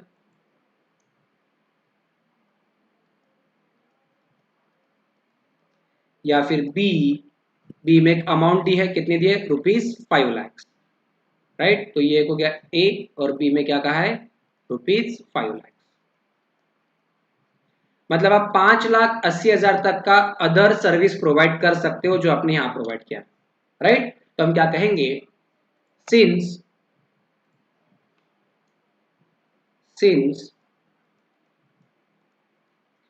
amount of या turnover of whatever you call it other services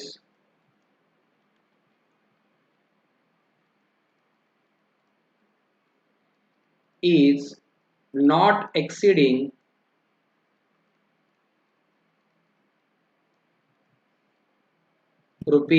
₹5,80,000, ये जो भी असेसी है,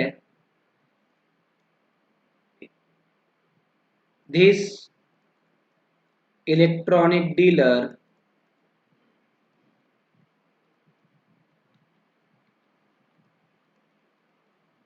electronics dealer is eligible for composition levy।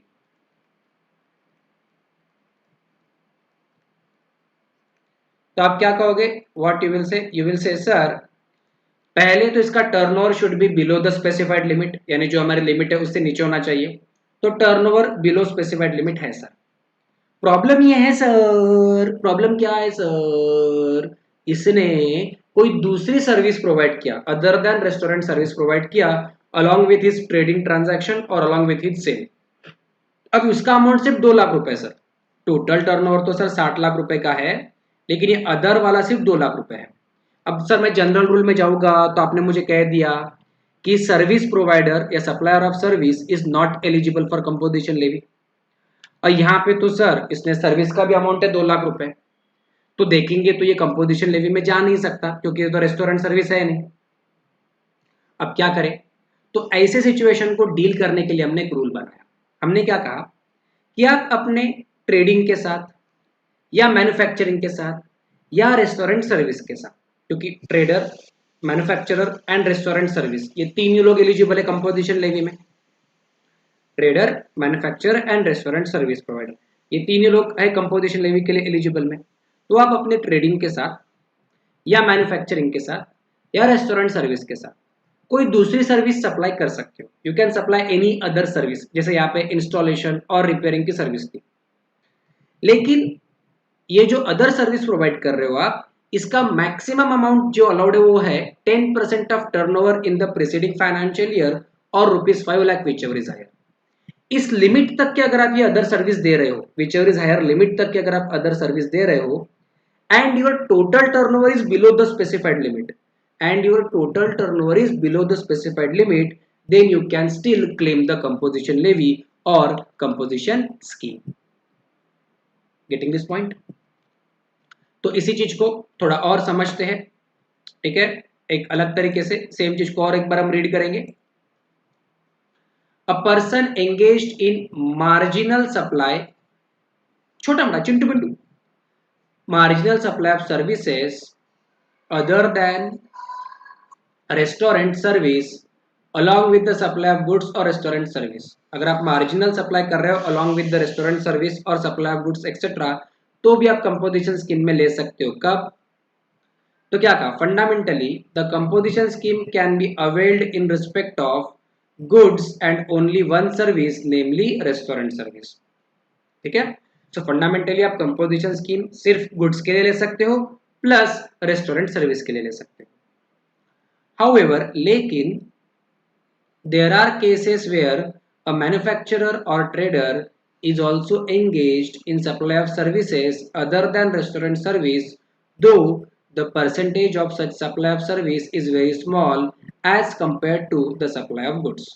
ऐसा कई बार होता है ना कि मैं मेन जो सप्लाई कर रहा हूँ उसके साथ में चिंटू पिंटू सर्विस भी सप्लाई कर रहा हूँ, उसका अमाउंट लेकिन बहुत स्मॉल है, बहुत छोटा है, बहुत मिनिस्क्यूल है। There may also be cases where a restaurant service provider is also engaged in supplying of small percentage of other services, with the view to enable such taxpayers to avail the benefit of composition scheme. Section 10 permits marginal supply of services other than restaurant service for a specified value along with supply of goods and or restaurant service as the case may be।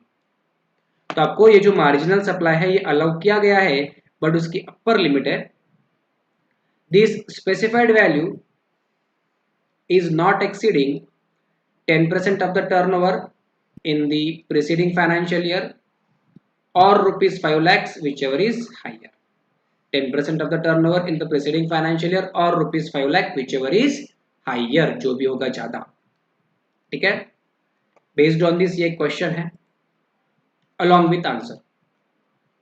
एक बार आप लोग इस question को देखिए और answer करने की कोशिश कीजिए। ठीक है,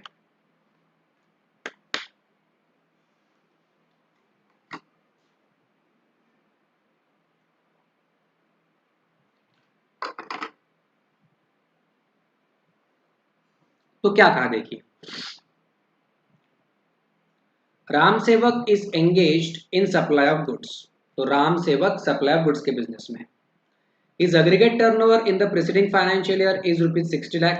preceding financial year पिछले साल में उसका aggregate turnover 60 लाख है। Since his aggregate turnover does not exceed ₹1.5 crores in the preceding financial year, he is eligible for composition scheme in the current financial year। ये तो क्लियर है। Further, in current financial year, he can supply services other than restaurant services up to a value of not exceeding 10% of 60 lakh, ₹6 lakh or ₹5 lakhs whichever is higher। Thus, he can supply services up to value of ₹6 lakhs in current financial year।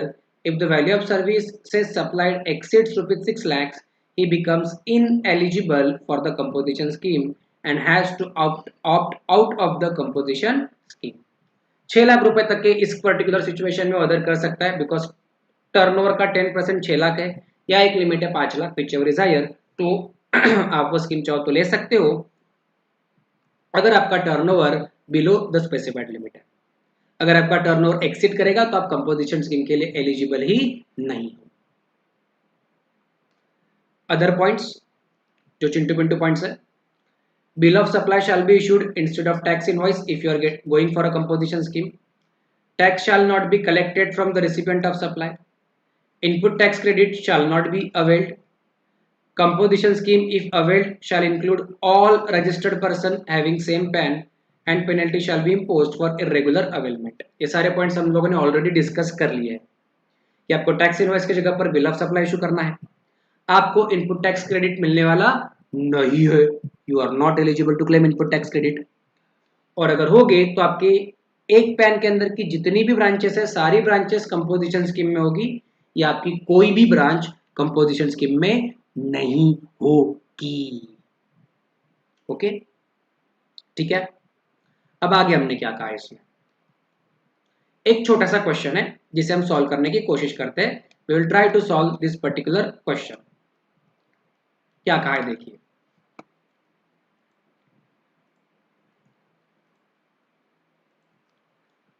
Hotel king private Limited is a registered person under GST। Total King private Limited GST law में registered person है। Previous year turnover was rupees 100 lakhs। applicable GST is 18%। Input cost rupees 7,80,000 exclusive of GST at the rate of 18%। Profit margin is 40% on cost, cost के ऊपर 40% आपका profit margin है। Find the invoice price and advise the best option to pay tax if any। There is no opening balance and closing balance for the tax period। तो आपके tax period में ना ही opening balance है ना ही closing balance है, और आपको पूछा है कि आपको बेस्ट ऑप्शन कौन सा अवेलेबल है। सो क्या करेंगे आप इसमें? अब पहली बात, basically what he is trying to ask you, whether do you want to opt for composition levy, आपको कंपोजिशन लेवी चूज करना है ए, या फिर आप नॉर्मल स्कीम में जाना चाहते हो।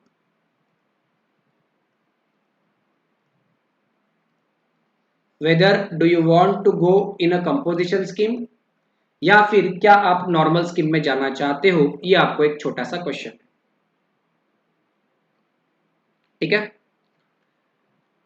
अब which option should be chosen by me, should I go for a composition levy और should I go for a normal levy, क्या मैं कंपोजिशन लेवी में जाऊं या फिर मैं नॉर्मल स्कीम में जाऊं। ये दो ऑप्शन है मेरे पास में, composition scheme and normal scheme, which option I should choose, ठीक है। अब कौन सा ऑप्शन चूज करना है वो हमें देखना है। अब मुझे एक बात बताइए, कंपोजिशन स्कीम में अगर आप जाते हो, if you go for the composition scheme, तो आपको इनपुट टैक्स क्रेडिट नहीं मिलेगा, you are not eligible to claim input tax credit. तो जो भी जीएसटी आप भर रहे हो वो क्या हो जाएगा, आपका एक्सपेंस हो जाएगा, आपके कॉस्ट में आप ऐड कर दोगे और उसके ऊपर आप प्रॉफिट मार्जिन ऐड करके अपनी इनवॉइस की प्राइस निकालोगे, if you are going for the composition scheme. Sir why so, because you are ineligible, you are not eligible for input tax credit. और अगर आप कंपोजिशन स्कीम ऑप्ट नहीं करते हो, if you do not opt for the composition scheme, मतलब अब आप normal scheme में हो, now you are in the normal scheme. तो नॉर्मल स्कीम में क्या होगा, जो भी इनपुट पे आप जीएसटी भरोगे उसका क्रेडिट क्लेम करोगे, मतलब वो अब आपका कॉस्ट नहीं होगा। Let's try to find out what will be the situation in this particular case. इस पर्टिकुलर केस में क्या करेंगे हम, तो आपको बताया कि आपका इनपुट कॉस्ट कितना है, 7,80,000। इट इज बताया कि input cost is rupees 7,80,000 excluding of GST at the rate of 18%, और आपका प्रॉफिट मार्जिन है 40% ऑन द कॉस्ट, ठीक है। तो let us go and check what to do. तो सबसे पहले हम लोग करते हैं कंपोजिशन लेवी में क्या होगा वो हम देखते हैं, what will be the situation in composition levy, let's try to find out. तो मैं क्या कहूँगा, कॉस्ट ऑफ इनपुट्स, मेरे इनपुट की कॉस्ट कितनी थी, 7,80,000 बराबर, और जीएसटी का रेट कितना है, 18% है, और in the composition levy I am not eligible to claim input tax credit. तो ये 7,80,000 पे जितना भी जीएसटी होगा it will be added into my cost. तो हम क्या कहेंगे, 7,80,000 इंटू 18%, तो 1,40,400 मैं मेरे कॉस्ट में ऐड कर दूंगा। तो 7,80,000 प्लस 1,40,400, तो हमारी टोटल कॉस्ट कितनी आएगी, let's try to find out. 7,80,000 plus 1,40,400, मेरी टोटल कॉस्ट हो गई 9,20,400। 9,80,400 क्या हो गई, मेरी टोटल कॉस्ट हो गई। 40%, 40% इज माई प्रॉफिट मार्जिन। देखिए क्वेश्चन में दिया है अवर प्रॉफिट मार्जिन इज 40%, बराबर है। तो ऐड करेंगे प्रॉफिट मार्जिन 40%, तो 9,20,400 पे हम ऐड करेंगे 40%, तो इट विल बी 3,68,160, 3,60,160 होगा वो। और वो ऐड करके मेरी इनवॉइस प्राइस बनेगी 12,88,560। और इसके ऊपर being in the composition scheme, being in the composition scheme restaurant service provider will charge CGST 2.5% and SGST 2.5%।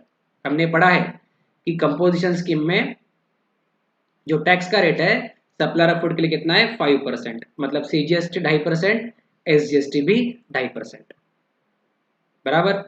तो ये लेके 32,214 ये आया, 32,214 ये आया, और टोटल जीएसटी लायबिलिटी कितनी आई 64,428 which I am supposed to pay to government. Okay, this is when we are following a composition levy. अब अगर मैं नॉर्मल स्कीम फॉलो कर रहा हूं तो what if I am following the normal scheme. अब उसमें हम क्या कहेंगे, we will say cost input की कितनी है 7,80,000, जीएसटी हम ऐड नहीं करेंगे। Sir why we are not going to add GST, because we are eligible to claim input tax credit, जो भी जीएसटी हम हमारे इनपुट पर भरेंगे। यहां पर हमने जीएसटी क्यों ऐड किया, because we were not eligible और no ITC was available. Since यहाँ पे आईटीसी अवेलेबल नहीं था, इसलिए हमने जो भी इनपुट पे जीएसटी भरा वो हमने हमारे कॉस्ट में ऐड कर दिया, राइट, इसलिए हमने इसको कॉस्ट में ऐड कर दिया। बट यहाँ पे तो हमको आईटीसी इज अवेलेबल, इसलिए कॉस्ट में वो ऐड नहीं करेंगे हम। तो मेरी टोटल कॉस्ट होगी 7,80,000। अब 7,80,000 पे मैं ऐड करूंगा मेरा प्रॉफिट मार्जिन, जो कि कितना है 40% है। तो देखिए 7,80,000 इंटू अगर हम 40% करते हैं इट कम्स टू 3,12,000। तो हमने हमारा प्रॉफिट मार्जिन ऐड किया, और ये ऐड करके कितना है हमारे पास 7,80,000 प्लस 3,12,000, टोटल कितना हुआ 10,92,000। इसके ऊपर 18% हमने लिया जीएसटी विच इज 196,560, राइट। तो हमने कैसे किया, व्हाट वी सेड कि इन दोनों का जो भी टोटल होगा वो कितना होगा, एक बार फिर से 7,80,000 प्लस 3,12,000 इट कम्स टू 10,92,000। तो ये 10,92,000 इन दोनों का हुआ टोटल, और इसके ऊपर 18% जब मैंने निकाला तो आया मेरा ये GST which is 1,96,560 and my invoice price comes to 12,88,560। तो जो उसने इनवॉइस प्राइस पूछा वो हमने उसको निकाल कर दिया। अब कितना आउटपुट टैक्स हम भरेंगे गवर्नमेंट को, how much output tax we are going to pay to the government, हमें वो भी देखना है। यहाँ पर ध्यान ये रखना है कि अगर आप नॉर्मल स्कीम में थे, since you are in the normal scheme, तो जीएसटी कितना लिया हमने 18% से लिया। ऐसा क्यों किया हमने, because we are following a normal scheme.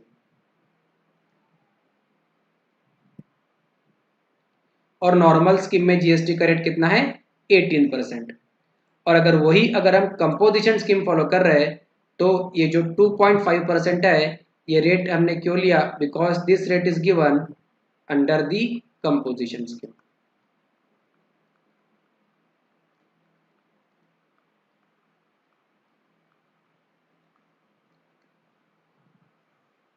Okay, अब नेट लेवल पर मेरा आउटपुट टैक्स लायबिलिटी कितना आएगा, देखिए मेरा आउटपुट टैक्स कितना है 98,280 CGST, 98,280 SGST। तो हम टोटल लिख सकते हैं 196,560, ठीक है। माइनस करेंगे input tax credit 1,40,400, 70,200 ITC paid on input CGST का, और 70,200 SGST का, टोटल 1,40,400। ये देखिए यहाँ पे जो हमने कॉस्ट में ऐड किया था। तो नेट पेबल कितना आएगा 196,500 minus 1,40,400, it will be 56,000, sorry 196,560, 196,560 minus 1,40,400, it will be 56,160,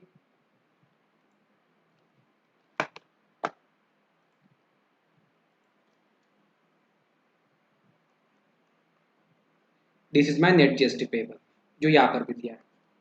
तो ये कब है? ये कंपोजिशन स्कीम में, और ये कब है? ये नॉर्मल स्कीम में। ध्यान क्या रखना है हमें, अगर आप कंपोजिशन स्कीम फॉलो कर रहे हो, if you are following composition scheme, तो हम कहेंगे नो आईटीसी इज अवेलेबल, आपको इनपुट टैक्स क्रेडिट नहीं मिलेगा, और रेस्टोरेंट सर्विस के ऊपर जीएसटी का जो रेट है वो कितना है? 5% है। सीजीएसटी 2.5%, एसजीएसटी 2.5%, तो टोटल कितना होगा वो? 2.5 प्लस 2.5, एक है सीजीएसटी और एक है एसजीएसटी, ऐसे करके वो कितना बनेगा? 5% बनेगा। और अगर वही आप सेम चीज if you are taking for a normal scheme, तो नॉर्मल स्कीम में आप क्या कहोगे? You can claim input tax credit is available, and जो जीएसटी का रेट है आपके लिए सर्विस प्रोवाइडर या रेस्टोरेंट सर्विस के लिए वो कितना रहेगा? 18% रहेगा। तो you have to be aware और केयरफुल अबाउट दिस। अब आप लोग मुझे बताइए, out of the given option which option you will choose? Are you going to choose composition scheme option और you are going to choose a normal option? तो देखिए, composition में आपकी नेट टैक्स लायबिलिटी 64,428 और नॉर्मल में आपकी net tax liability 56,160। So from GST point of view, what you will do? Which option you will choose? The option in which your net GST liability is lower. जिस किसी भी option में आपकी net GST की liability कम आएगी, lower आएगी, आप वो ऑप्शन चूज करोगे। तो आप एंड में क्या लिखोगे? एक स्टेटमेंट जो मैं आपको डिक्टेट कर रहा हूं अभी, आपको ये स्टेटमेंट लास्ट में लिखना है, since net GST liability is lower in normal scheme, assessee should opt for the normal scheme and not for composition levy। ठीक है? तो जब आपको ऐसे कंपेरेटिव्स पूछे जाएंगे कि क्या आपको नॉर्मल स्कीम लेना है या कंपोजिशन स्कीम लेना है, तो आपको क्या करना पड़ेगा? पहले कंपोजिशन स्कीम में आपकी टैक्स लायबिलिटी कितनी है वो निकालनी पड़ेगी नेट लेवल पर, और नॉर्मल में आपकी टैक्स लायबिलिटी कितनी है वो निकालनी पड़ेगी नेट लेवल पर। ध्यान ये रखना है, कंपोजिशन डीलर को जो भी वो इनपुट यूज करेगा, अगर आप कंपोजिशन स्कीम यूज कर रहे हो तो जो भी आप इनपुट्स यूज कर रहे हो आपको उसका क्रेडिट मिलने वाला नहीं है। एक कंपोजिशन डीलर को जो भी वो इनपुट यूज कर रहा है उसका आईटीसी मिलने वाला नहीं है। Input tax credit is not allowed. और प्लस कंपोजिशन डीलर के लिए जो जीएसटी के रेट है, मैन्युफैक्चरर का 1% है, रेस्टोरेंट सर्विस प्रोवाइडर का 5% है, 2.5% सीजीएसटी और 2.5 एसजीएसटी। तो आपको कंपोजिशन डीलर को उस पर्टिकुलर रेट से आपको जीएसटी चार्ज करना है।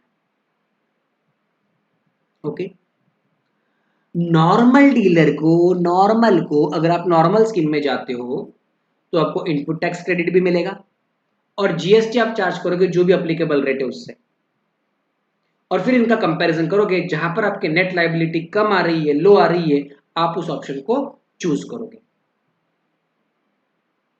अब इस क्वेश्चन में क्या हुआ? What has happened in this question? Hotel king private limited एक registered person, turnover within the limit है और नॉर्मल रेट है 18%। इसका इनपुट कॉस्ट है 7,80,000 विच इज एक्सक्लूडिंग जीएसटी, मतलब GST if any will be charge extra. Input cost, जो input use कर रहे हैं उसकी कॉस्ट। और आपका प्रॉफिट मार्जिन कितना है? 40% ऑन द कॉस्ट। कॉस्ट के ऊपर 40% आपका प्रॉफिट मार्जिन है। तो हमने इसमें कैसे सॉल्व किया? How we have solved this? Let's recheck it once, एक बार फिर से देख लेते हैं ताकि अगर किसी को कंफ्यूजन होगा तो आपको क्लियर हो जाएगा। तो हमने क्या कहा कि सर अगर मैं क्वेश्चन नंबर 3 में अगर मैं कंपोजिशन स्कीम ले रहा हूं, if I am opting for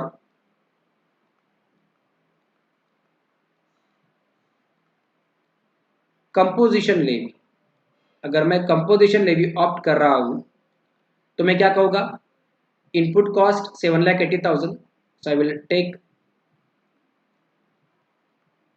input cost rupees कितना 7,80,000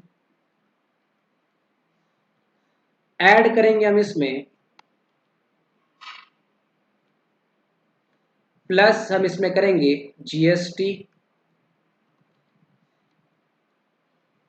ऑन इनपुट्स, और रेट क्या दिया है @18% बोला है हमें क्वेश्चन में।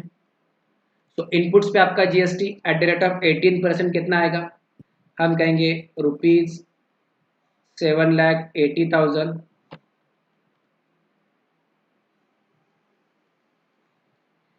इंटू 18%,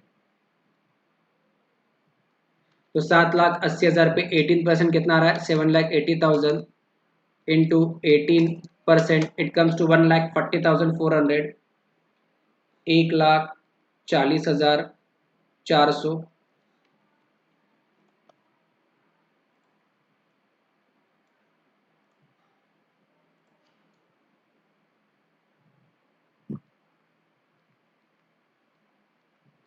ये हम ऐड करेंगे, ये ऐड करके हमें हमारी मिलेंगी टोटल कॉस्ट।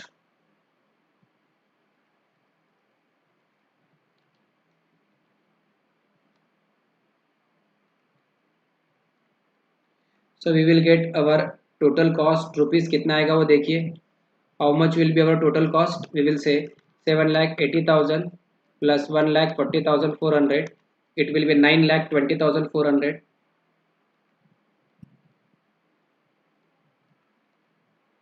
ऐड करेंगे हम इसमें हमारी प्रॉफिट मार्जिन,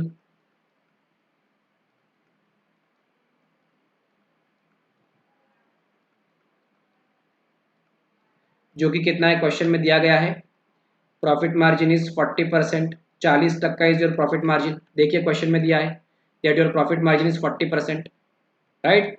तो 9,20,400 इंटू 40%, इट विल बी 3,68,160।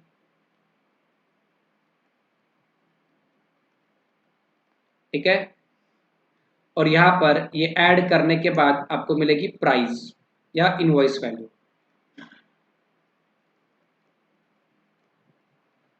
या इनवॉइस वैल्यू के जगह पर हम इसको रखते हैं, what we will say it is our transaction value. जो आपने वर्ड पढ़ा है वही वर्ड यूज करते हैं।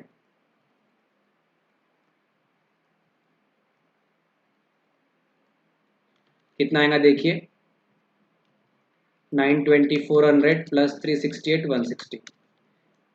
भाई कुछ भी गड़बड़ किया मैंने, 9,20,400 plus 368,160, it will B 12,88,000, 12,88,560।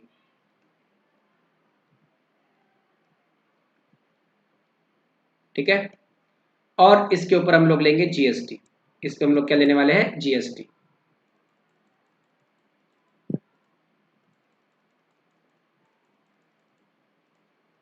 So let us take GST on it। अब हम इस पे क्या लेंगे, जीएसटी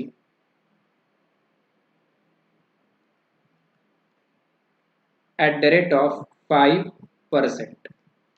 ये 5% हमने कैसे निकाला, 2.5 CGST, तो इसको हम कहेंगे CGST 2.5 एंड SGST 2.5।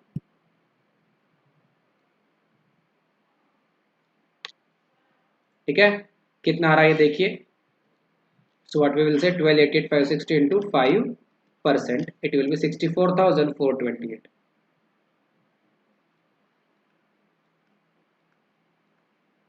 64,428 जो कि हमने यहां पर भी किया है। ठीक है, तो ये आ गया हमारा 64,428, राइट। तो ये एक मेरी जीएसटी की नेट लायबिलिटी हो गई। ठीक है, अब कुछ इसके रीजंस लिख लेते हैं हमने ऐसा क्यों किया, राइट। तो हम क्या कहेंगे, ये जो 1,40,400 है, ये है these are added to cost, या फिर इसके जगह पे हम लिखते हैं, we will write a bit better way, what we will say, we will say GST added to cost, GST हमने कॉस्ट में ऐड किया, as no ITC is available.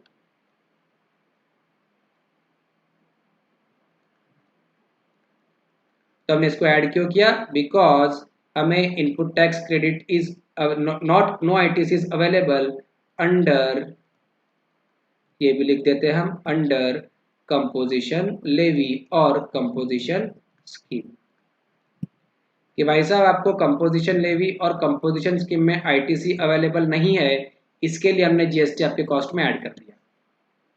उसके अलावा ये जो जीएसटी का रेट है वो 5% क्यों लिया सर आपने? ये हमने 5% क्यों लिया? Because it is the GST rate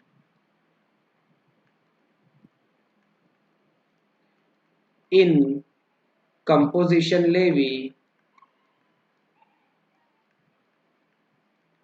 for restaurant service.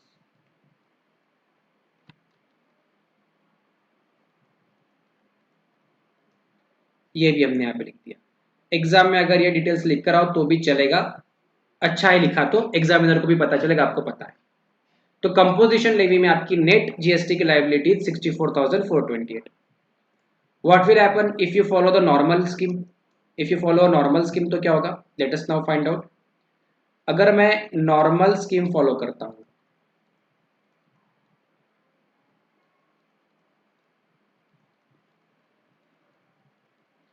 If I am following a normal scheme, तो क्या कहूंगा मैं सबसे पहले?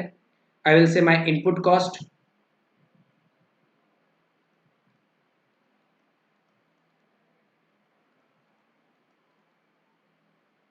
कितना है हमारा इनपुट कॉस्ट? देखिए ₹7,80,000 ऑलरेडी हमने देख लिया है, तो it will B ₹7,80,000।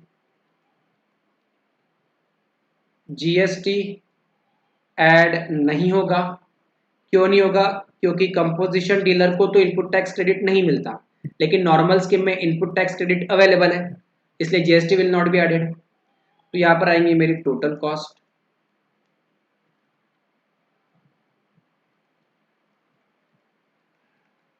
which will be ₹7,80,000।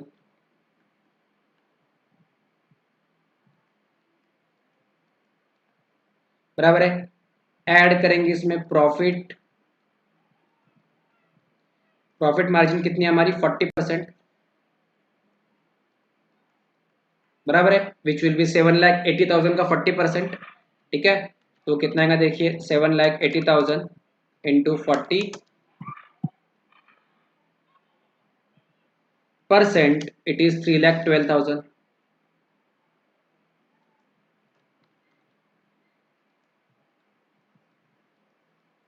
तो आपका ट्रांजैक्शन वैल्यू कितना आया?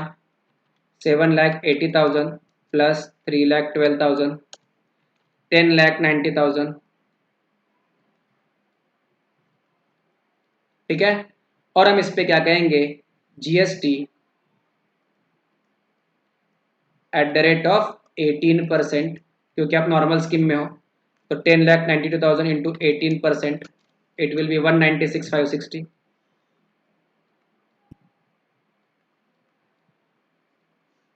ठीक है, अब हम इसके कुछ डिटेल्स लिख लेते हैं, जैसे हमने ऊपर लिखे, तो हम क्या कहेंगे?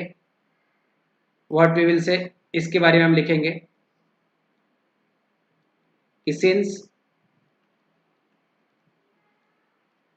ITC is available, input tax credit is available, GST not added in cost। Normal dealer को इनपुट टैक्स क्रेडिट मिलता है, इसलिए हमने कॉस्ट में जीएसटी को ऐड किया नहीं है। ठीक है, ये जो 18% रेट कैसे लिया? ये जो 18% हमने जो रेट लिया, ये कैसे लिया? हमने क्या कहा? GST rate in normal case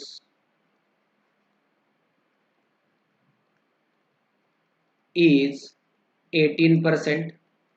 ठीक है, अब यहां पे हमें लिखना पड़ेगा net GST payable in normal scheme. Normal scheme में आपको नेट जीएसटी पेबल कितना है, तो हम कहेंगे आउटपुट टैक्स जो कि कितना है 196,560 लेस इनपुट टैक्स क्रेडिट जो कि कितना है, आपने इनपुट पे कितना टैक्स पे किया है ऑलरेडी आपने कैलकुलेट किया है 14400, राइट। इधर भी अगर करेंगे 7,80,000 इंटू 18% तो 14400 आएगा। तो लेस इनपुट टैक्स क्रेडिट 1,40,400, तो नेट लेवल पर कितना आ रहा है देखिए,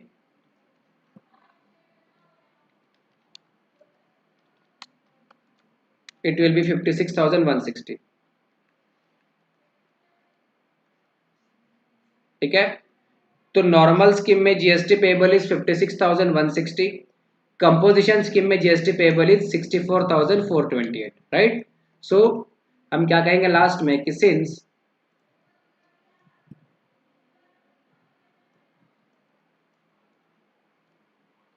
GST in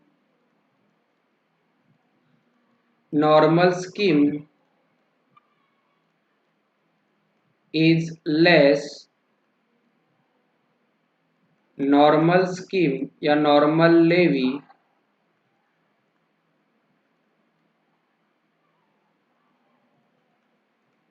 should be opted. ठीक है, तो this way you have to write it. तो उसके रीजनिंग के साथ में आप प्रेजेंटेशन भी कर सकते हो, राइट। सेम चीज हमने वहां पर भी दी है। ठीक है, सिर्फ वहां पे प्रेजेंटेशन हमने दोनों साथ में किया है ताकि आपको कंपेरेटिव व्यू मिले, right. Same thing is here as well along with same notes. So as such, majority of the composition levy is done. Now we have to study a small portion, एक छोटा सा portion हमें और पढ़ना है which is relating to something else. वो क्या है, let's study। इसके साथ नहीं पढ़ते हैं हम। क्या कहता है ये scheme, what does this scheme says? Option to pay tax at concessional rate under so and so notification। मतलब आपको एक कंसेशनल रेट पे टैक्स पे करने का आपको एक ऑप्शन अवेलेबल है, लेकिन ये ऑप्शन किसको अवेलेबल है, उन लोगों को अवेलेबल है जो लोग कंपोजिशन स्कीम के लिए नॉट एलिजिबल है। Those people who are not eligible for composition scheme can opt for this option. मतलब supplier of services other than restaurant service supplier, क्योंकि देखिए मैन्युफैक्चरर तो कंपोजिशन स्कीम में जा सकता है, ट्रेडर भी कंपोजिशन स्कीम में जा सकता है, और रेस्टोरेंट सर्विस सप्लायर भी कंपोजिशन स्कीम में जा सकता है। ये तीनों लोग कंपोजिशन स्कीम में जा सकते हैं। मतलब सिर्फ ऐसे कोई सर्विस सप्लायर है those are other than restaurant service supplier, वो लोग कंपोजिशन स्कीम में नहीं जा सकते, जैसे कि प्रोफेशनल्स, राइट, रिपेयर करने वाले, मेंटेन करने वाले, या इंफॉर्मेशन टेक्नोलॉजी सर्विस प्रोवाइडर, या कोई और सर्विस प्रोवाइडर, उन लोगों को ये ऑप्शन दिया है। Are you getting this point? तो हमने क्या कहा, an option for small service providers with aggregate turnover up to rupees 50 lakhs in preceding financial year who are not eligible for composition scheme। अगर आप स्मॉल सर्विस प्रोवाइडर हो, आप छोटे service provider हो, छोटे सर्विस प्रोवाइडर मतलब क्या, preceding financial year में your turnover should be up to rupees 50 lakhs। जैसे कंपोजिशन में हमने एक लिमिट पड़ी 75 लाख 1.5 करोड़, तो यहाँ पे option to pay tax eight concessional rate पे लिमिट कितना है 50 lakh, 50 lakh.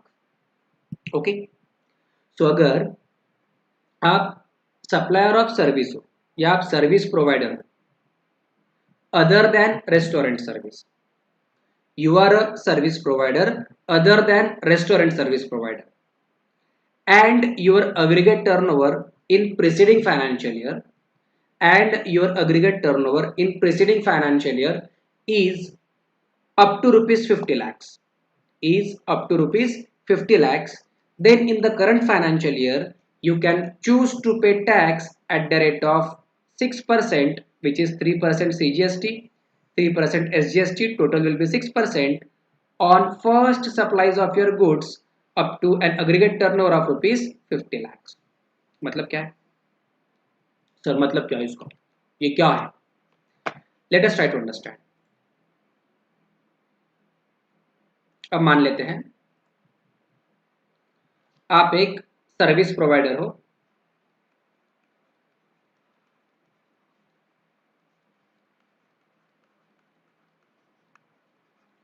Other than restaurant service provider, ठीक है, and we are sitting in the financial year 2019-20, या फिर हम चेंज करते हैं इसको, नहीं ठीक है 1920, ठीक है. तो मान लेते we are sitting in the financial year 2019-20. तो आपका 18-19 यानी कि प्रीसीडिंग फाइनेंशियल ईयर का भी टर्नओवर हमें देखना पड़ेगा. मान लेते हैं आपका 18-19 का turnover is rupees 48 lakhs. Your turnover of 18-19 is rupees 48 lakhs. So if your turnover in the preceding financial year was up to rupees 50 lakhs, then in the current financial year you can take this concessional rate wala option. तो current financial year में you are eligible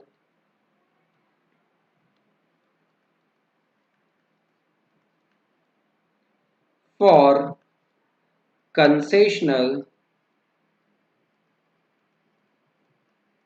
rate of tax. अब current financial year में you are eligible for concessional rate of tax. कब तक? This eligibility is up to turnover of rupees 50 lakhs. मतलब मान लेते current financial year में आपका टर्नओवर हुआ 60 लाख, 60 lakhs. तो पहले 50 लाख रुपए तक के आप 6% से टैक्स भर सकते हो, 3% सीजीएसटी और 3% एसजीएसटी इट इज अलाउड. उसके बाद आपको जो नॉर्मल अपना जो 18% का जो रेट है ना, आपको उससे टैक्स भरना पड़ेगा. ओके, तो हमने क्या कहा, option to pay tax concessional rate, preceding year में आपका टर्नओवर 50 लाख के ऊपर नहीं होना चाहिए, तो करंट ईयर में आप 6% से टैक्स पे कर सकते हो up to turnover of rupees 50 lakh. बाकी इसके अलावा जो कंपोजिशन डीलर की कंडीशंस थी वो सारी की सारी इसको भी एप्लीकेबल है. अभी हम पढ़ेंगे. So who are the persons those are not eligible for composition scheme. कौन कंपोजिशन स्कीम के लिए एलिजिबल नहीं है बट एलिजिबल है इस स्कीम के लिए, कंसेशनल रेट ऑफ टैक्स पे करने के स्कीम के लिए. So whose aggregate turnover in the preceding financial year does not exceed rupees 50 lakhs. Preceding financial year में आपका aggregate turnover should not exceed rupees 50 lakhs. And who is exclusively engaged in services other than restaurant service provider. क्योंकि restaurant service provider तो composition scheme में जा सकता है, manufacturer भी composition scheme में जा सकता है, ट्रेडर भी जा सकता है, तो बाकी के सर्विस प्रोवाइडर के लिए ये स्कीम अवेलेबल है. इनएलिजिबल सप्लायर्स कौन है, सारी कंपोजिशन की अभी जो भी लिमिटेशंस थी सारी कॉपी होगी यहाँ पे. That you are neither a casual taxable person nor a non resident taxable person. Supplier is neither a casual taxable person और a non resident taxable person. Supplier making supplies not leviable to tax, आप कोई ऐसा supply कर रहे हो which is not leviable to tax. Supplier of interstate outward supplier of goods, interstate outward supplier of neither goods nor services. अगर आप electronic commerce operator के through opt करते हो तो भी आप एलिजिबल नहीं हो, या फिर अगर आप supplier of ice cream pan masala and tobacco तो भी आप एलिजिबल नहीं हो. तो ये same limitations were applicable for composition levy वाले के लिए, सेम चीज is applicable for concessional rate के लिए. सिर्फ ध्यान ये रखना है concessional rate other than restaurant service provider के लिए है और टर्नओवर का लिमिट कितना है 50 लाख रुपीज है और जीएसटी का रेट कितना है 6%, 3% CGST and 3% SGST. Other points are again same, that you are supposed to issue Bill of supply shall be issued instead of tax invoice. Tax shall not be collected from recipient of supply. Input tax credit shall not be available. All registered person having same PAN shall pay tax at concessional rate under this notification. Tax on inward supplies shall be paid at the applicable rates by the registered person opting up for concessional rate. In computing aggregate turnover in order for determining eligibility for this scheme, interest on loan deposit advance will not be taken into account. मतलब क्या है? One by one करके एक बार फिर से इसको relook कर लेते हैं या समझने की कोशिश करते हैं। आपको बिल ऑफ सप्लाई इशू करना पड़ेगा इंस्टेड ऑफ टैक्स इनवॉइस। आप टैक्स इनवॉइस इशू नहीं कर सकते हो, आपको क्या देना पड़ेगा? What you are suppose to give is bill of supply. आप टैक्स इनवॉइस दे नहीं सकते। दूसरा, आप टैक्स कलेक्ट नहीं कर सकते। आपको input tax credit is not available, you are not eligible to claim input tax credit. एक पैन के अंदर क्या आपकी जितनी भी ब्रांचेस है, एक तो सारी ब्रांचेस कंसेशनल रेट में रहेंगी या कोई भी ब्रांच कंसेशनल रेट में नहीं रहेगी। रिवर्स चार्ज मैकेनिज्म में अगर आपकी कोई जीएसटी की लायबिलिटी आ रही है तो आपको पे करनी पड़ेगी as per the applicable rates. और आपका जो टर्नओवर कैलकुलेट करनी है उसमें इंटरेस्ट ऑन लोन और एडवांसेस और डिपॉजिट कंसिडर करना नहीं है। मतलब मान लेते हैं आपने कहीं बैंक में डिपॉजिट किया, उसमें आपको इंटरेस्ट मिल रहा है तो उसको टर्नओवर में ऐड नहीं करना है। आपने किसी को लोन दिया, उसको भी आपको टर्नओवर में ऐड नहीं करना है, राइट। यहां पर आपका composition levy and payment of tax based on concessional rate दोनों भी खत्म होता है। क्वेश्चंस एग्जाम में उन्हीं पॉइंट से आएंगे, उन्हीं चीजों से आएंगे जो हमने अभी पढ़ा है। शांति से इसे एब्जॉर्ब करो, अगेन एंड अगेन रीड करो, you will be clear with this. एक बार हम लोग क्विकली रीलुक करने की कोशिश करते हैं इसी एक चीज को, कंपोजिशन लेवी कोई। तो हमने सबसे पहले पढ़ा कि कंपोजिशन लेवी स्कीम ऑप्शनल है। सिमिलरली कंसेशनल रेट पे टैक्स पे करना की स्कीम भी ऑप्शनल है, स्मॉल टैक्स पेयर के लिए मिलेगा। इसके एडवांटेजेस क्या है?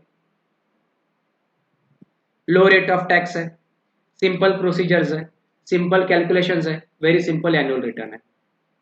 अगर आप नया रजिस्ट्रेशन कर रहे हो तो आपको रजिस्ट्रेशन के समय बताना पड़ेगा कि आप कंपोजिशन स्कीम लेना चाहते हो, और effective date of composition scheme will be date of registration. If you are already registered person under a normal scheme और आपको कंपोजिशन लेवी में कन्वर्ट होना है या चेंज होना है तो आपको यह स्पेसिफिकली इंटीमेट करना पड़ेगा and your composition scheme will be effective from beginning of the financial year. ठीक है। देन टर्नओवर की लिमिट आपको याद रखनी है, कहां पर 75 लाख है, कहां पर 1.5 करोड़ है। देन एग्रीगेट टर्नओवर का मीनिंग क्या है, उसमें क्या क्या इंक्लूड होता है, क्या क्या इंक्लूड नहीं होता है, आपको ये याद रखना है। बेस्ड ऑन दिस हमने क्वेश्चन 1 किया।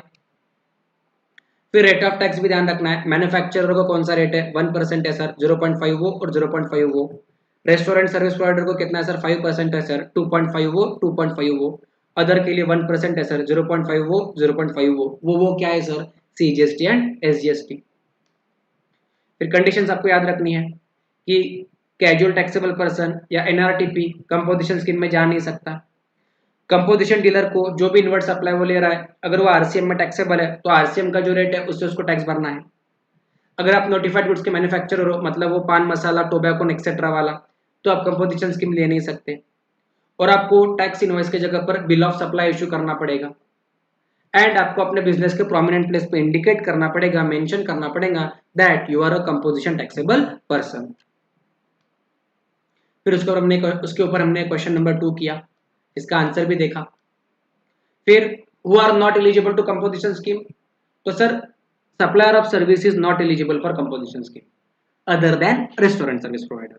इन रेस्टोरेंट सर्विस कंपोजिशन स्कीम में जा सकते हैं, इसके अलावा कोई दूसरा सर्विस है तो कंपोजिशन स्कीम में जा नहीं सकते। आप ऐसे गुड्स सप्लाई कर रहे हो which is not leviable to tax, do not go into the composition scheme. Interstate outward supply कर रहे हो, आप इंटरस्टेट सेल कर रहे हो, आप कंपोजिशन में जा नहीं सकते। ई commerce operator can not go. Manufacturer of ice cream, pan मसाला और टोबैको कैन नॉट गो। फिर ये 10% ऑफ द टर्नओवर और 5 लाख का जो आप मार्जिनल सप्लाई कर सकते हो, हमने इसके ऊपर भी डिस्कशन किया। राम सेवक का हमने क्वेश्चन भी किया। देन अदर पॉइंट्स में भी हमने वही चीज देखी कि आप बिल ऑफ सप्लाई इशू करोगे, आपको इनपुट टैक्स क्रेडिट अवेलेबल नहीं रहेगा, और एक पैन नंबर के अंदर में आपकी जितनी भी ब्रांचेस है तो सारी ब्रांचेस कंपोजिशन स्कीम में रहेगी या कोई भी ब्रांच कंपोजिशन स्कीम में नहीं रहेगी। फिर क्वेश्चन 3 में हमने चूज किया विच ऑप्शन शुड बी सिलेक्टेड, कौन सा ऑप्शन हमको सिलेक्ट करना है या चूज करना है। देन कंसेशनल रेट का भी एक नोटिफिकेशन पड़ा कि जो सप्लायर ऑफ सर्विस है, जो लोग कंपोजिशन स्कीम में जा नहीं सकते, यानी रेस्टोरेंट सर्विस के अलावा अगर कोई दूसरी सर्विस आप सप्लाई कर रहे हो, तो अगर आपका aggregate turnover preceding financial year में 50 लाख रुपए तक के है तो करंट फाइनेंशियल ईयर में अप टू ₹50 लाख आप 6% से जीएसटी भर सकते हो, 3% सीजीएसटी, 3% एसजीएसटी। लेकिन अगर आप ये स्कीम ले रहे हो तो सेम पॉइंट कंपोजिशन वाले रिपीट हो गए, एक कैजुअल टैक्सेबल पर्सन या नॉन रेजिडेंट टैक्सेबल पर्सन ये स्कीम ले नहीं सकता। आइसक्रीम, पान मसाला, टोबैको वाली सेम चीज आ जाएगी, इलेक्ट्रॉनिक कॉमर्स ऑपरेटर वाली सेम चीज आ जाएगी, आप इंटरेस्ट रेट सप्लाई नहीं कर सकते हो, आपको बिल ऑफ सप्लाई इशू करना पड़ेगा इंस्टेड ऑफ टैक्स इनवॉइस, आपको इनपुट टैक्स क्रेडिट नहीं मिलेगा।